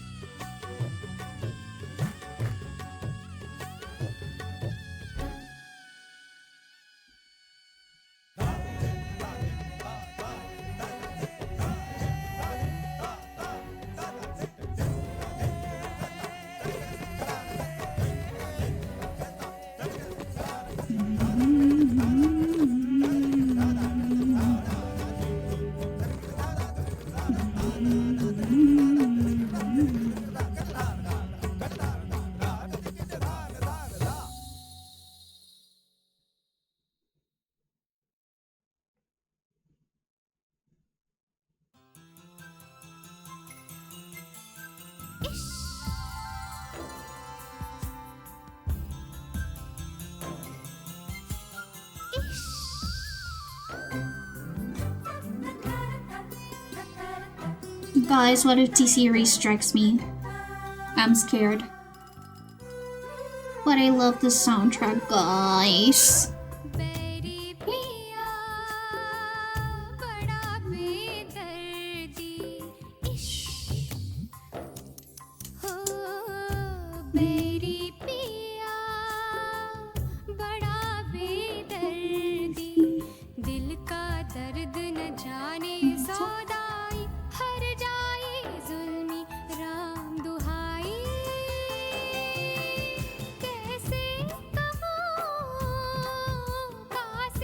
Guys, this song is so sad in context, by the way. I won't spoil anything, but this song is so sad in context.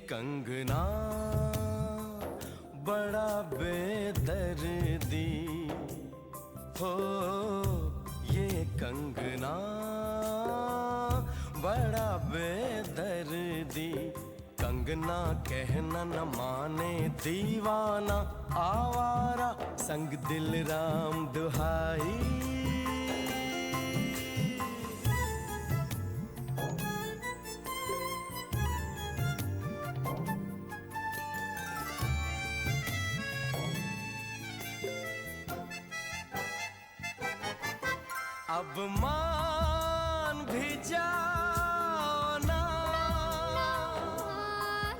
तुम पास तो ना बहकी बहकी बातों में तेरी धीरे धीरे आने लगी जुगनू ने मुझसे कहा ऐसा है ये तेरा पिया ले ही जाएगा तेरा जिया प्यारी प्यारी बातों पे तेरी चांदनी भी हंसने लगी तारे मुस्कुराने लगे हवा गुनगुनाने लगी आसमां भी झूम उठा कैसे कहो हाय राम राम राम राम राम पगला इतना न जाने न जाने न जाने न जाने जाने जाने हाय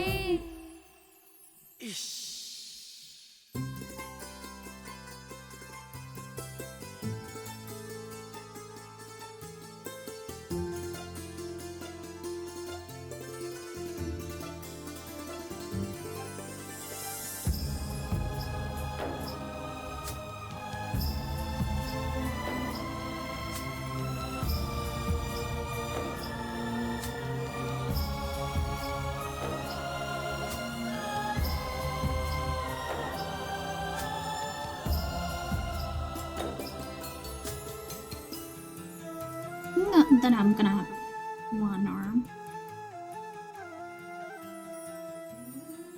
I know, but not this one because this one has the tattoo.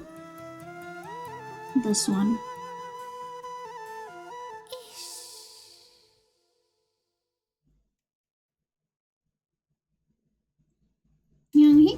be with or without a shirt below. But it's up to him.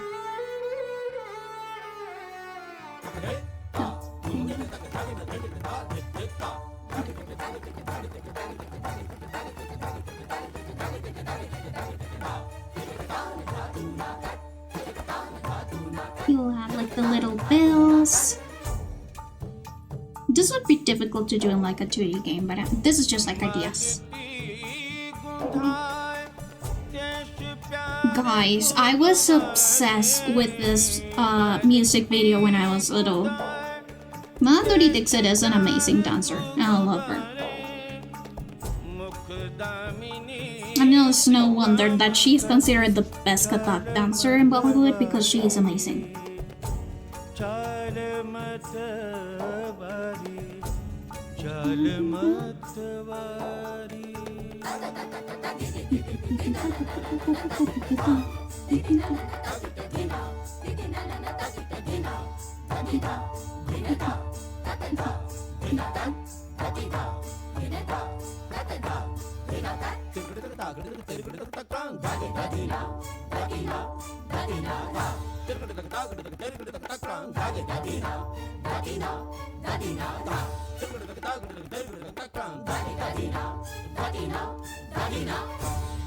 There you go.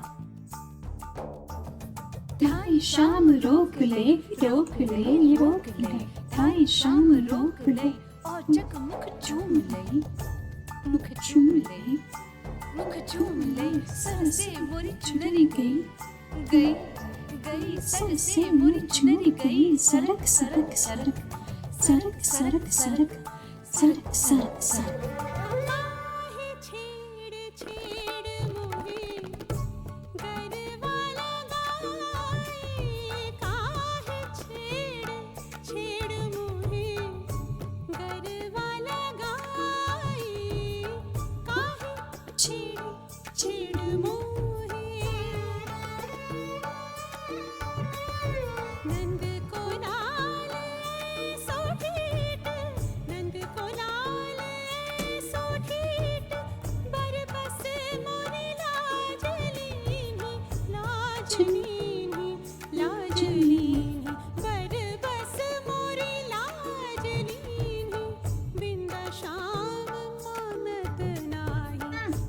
I accidentally touched my mic. Sorry about that.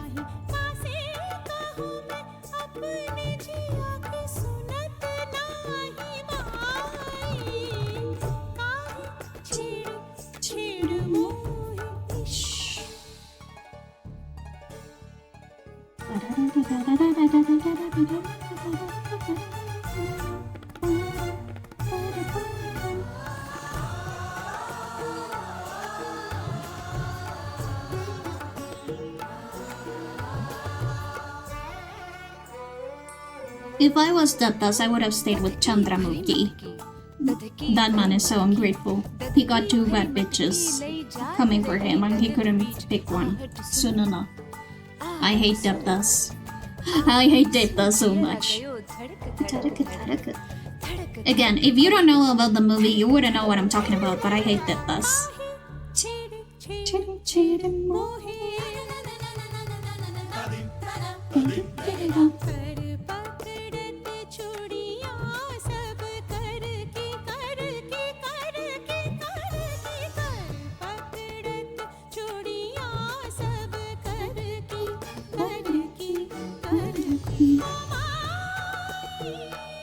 Where are you? There you are.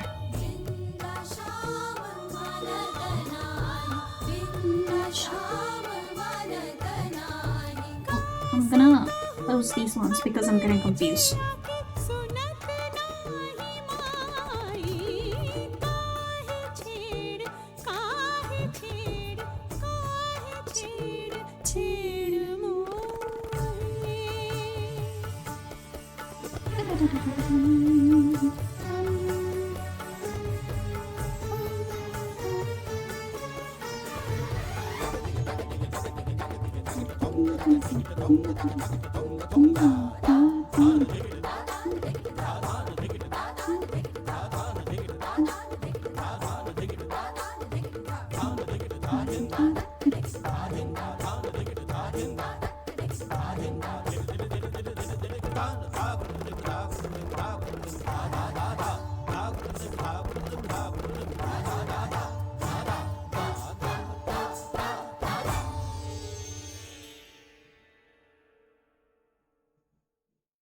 really need you to force.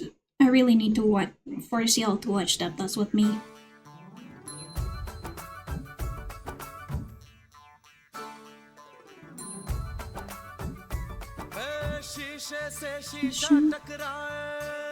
Another song that is super sad in context. What if I told you that this song is actually about our protagonist descending once again into alcoholism? What would you guys think about this? Why did you make yourself sick? No! But yeah, this song is about our protagonist relapsing into his alcoholism. Yeah, that's super sad! These songs are so sad in context.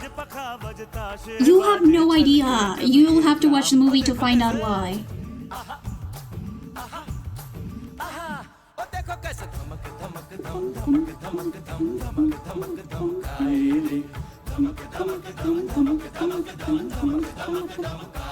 No, fickle. Yeah, you have to eat. You have to eat. Even if it is something super mild, you need to eat.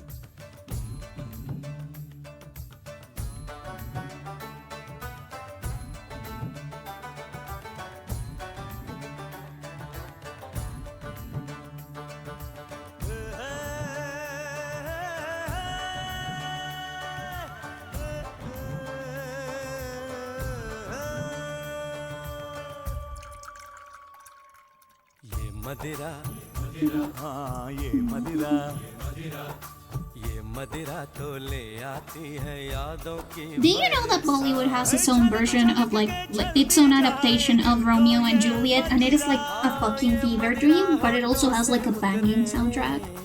It's called It's called Goli Yong Kira Silala Ramlila, and it also has like a super good soundtrack. I'm gonna put it.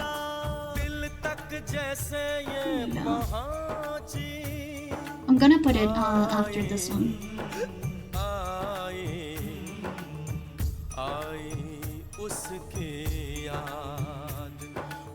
Because it is also so good, guys. It is so good. Oh,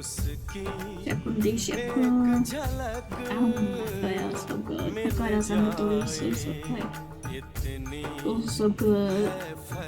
Ramjali Leela. Nah, that actually beats.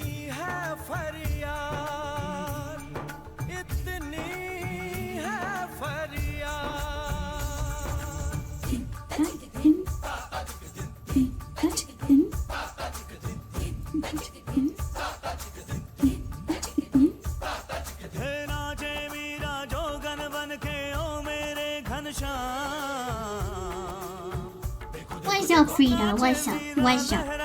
What happened?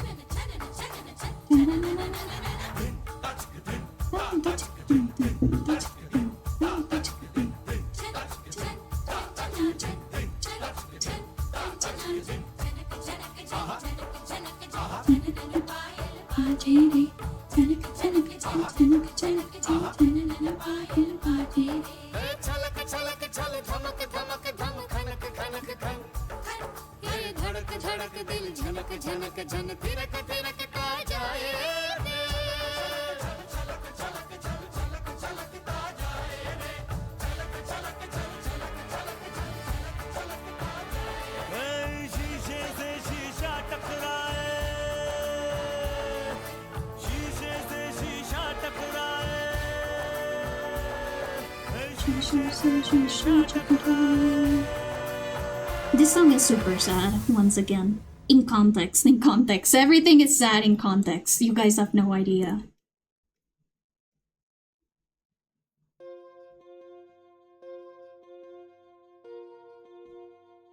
Oh, this is now Ramlila. Yeah, this is now Ramlila.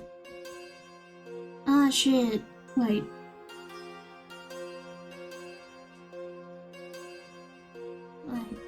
I mean, this song is still amazing, but I wanna put it on like in order.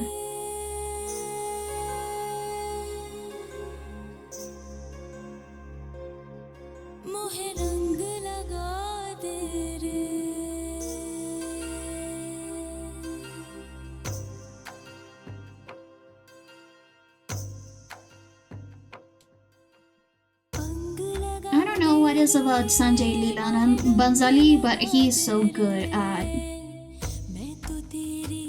making movies that I like, that are aesthetically pleasing. Like, the plot doesn't have to be good, but the aesthetic is so nice.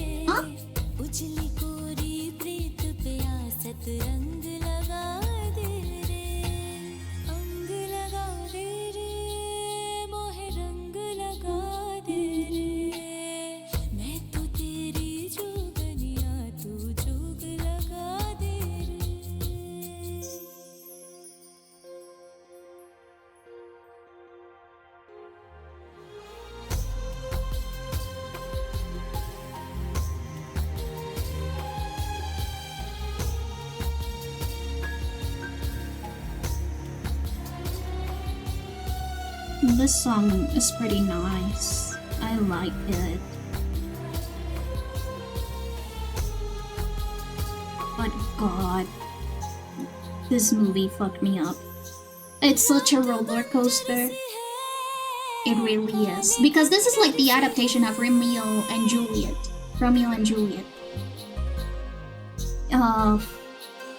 But Bollywood style. Sanjay Leela Bhansali style, I guess. Since I'm sure that he probably made a lot more. There are a lot more non-Sanjay Leela Bhansali Romeo and Juliet Bollywood adaptations.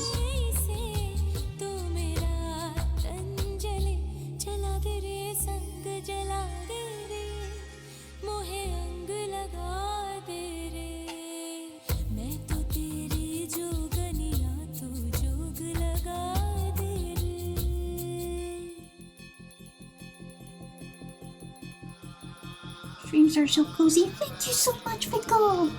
If you're sleepy, you can sleep. It's okay.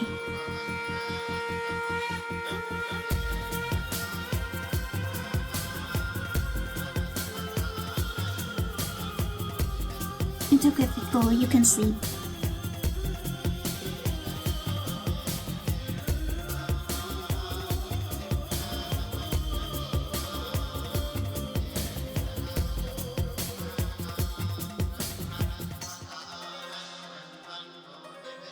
They don't have the semi-transparent area in here.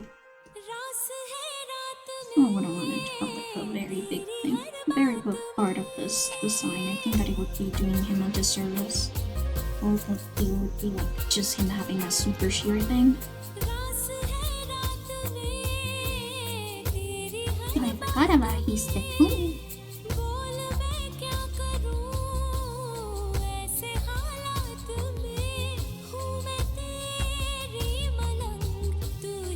I think that he actually has it on both arms.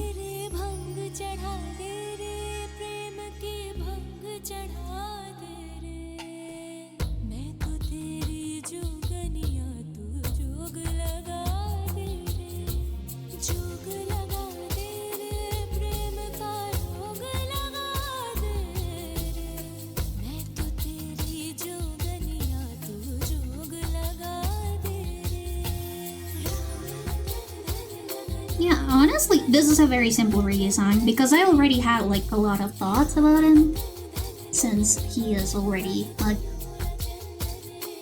he has a lot of references to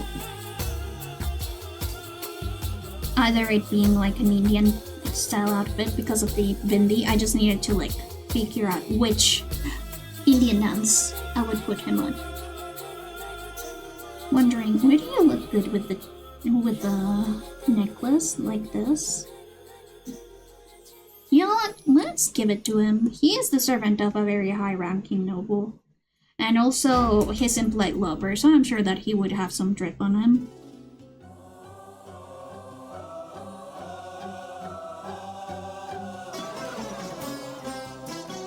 Oh my god, this song is also really sad in context. Guys, take a shot every time I say a Bollywood song is sad in context.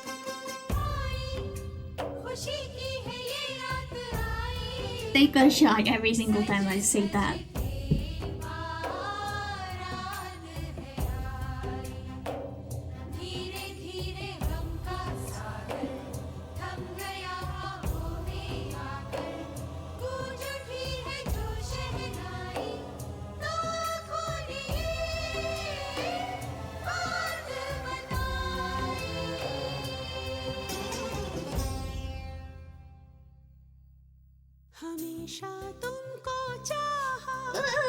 This song made me cry. This was one of the songs that made me cry.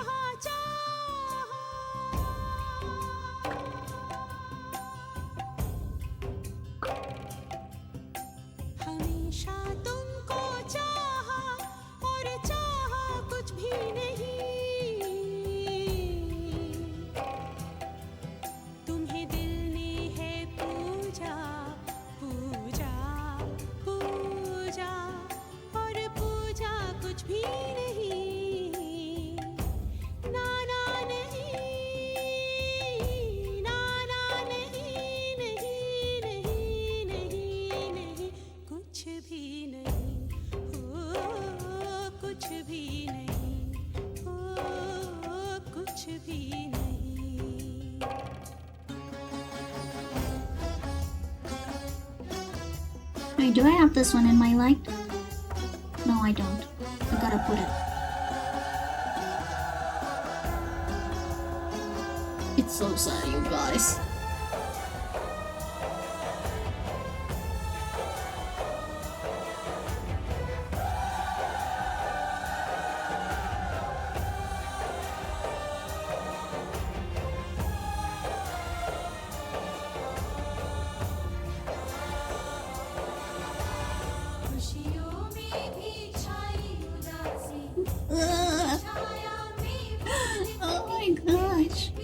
I cannot say anything because this is technically like mid-movie spoilers.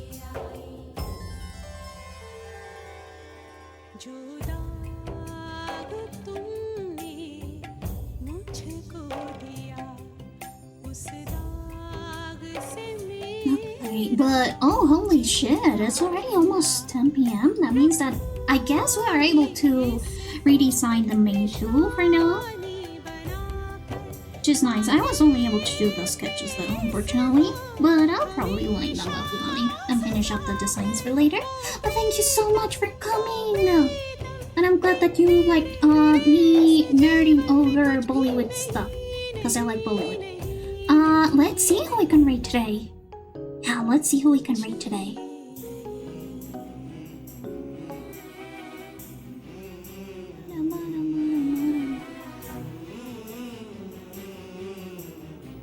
By the way, if you have a channel recommendation for now, please do let me know. I think that we should rate one of our mutuals since we haven't done that in a while. Let me see. Doing stuff. Minty Cosmos, Sailor Chai, or Liquid, or A for Love Letter. Yuri Coffee's playing Revo. Minty Cosmos, and everyone else is doing art. Let's see who I can rate out to.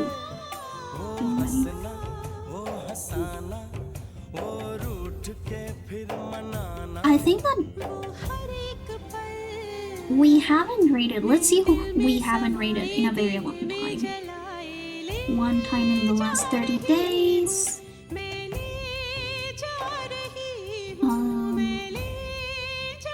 One time in the last 30 days.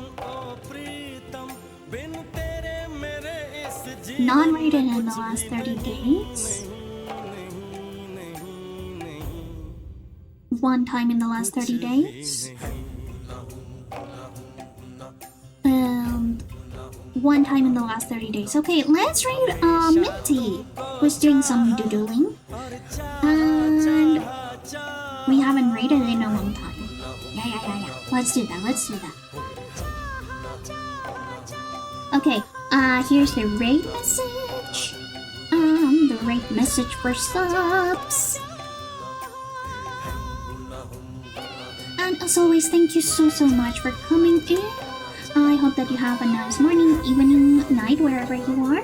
And here are my socials and the Wisp Discord if you want to chat with other Wisps and you get notifications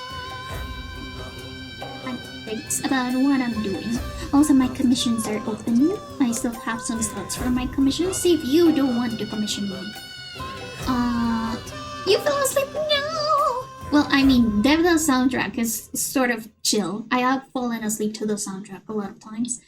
I honestly just finished doing Lilac's design. I just colored it in and spoke about how the song that we were listening to was set in context. But yeah. Wait, what? No, not this one. This one. There you go.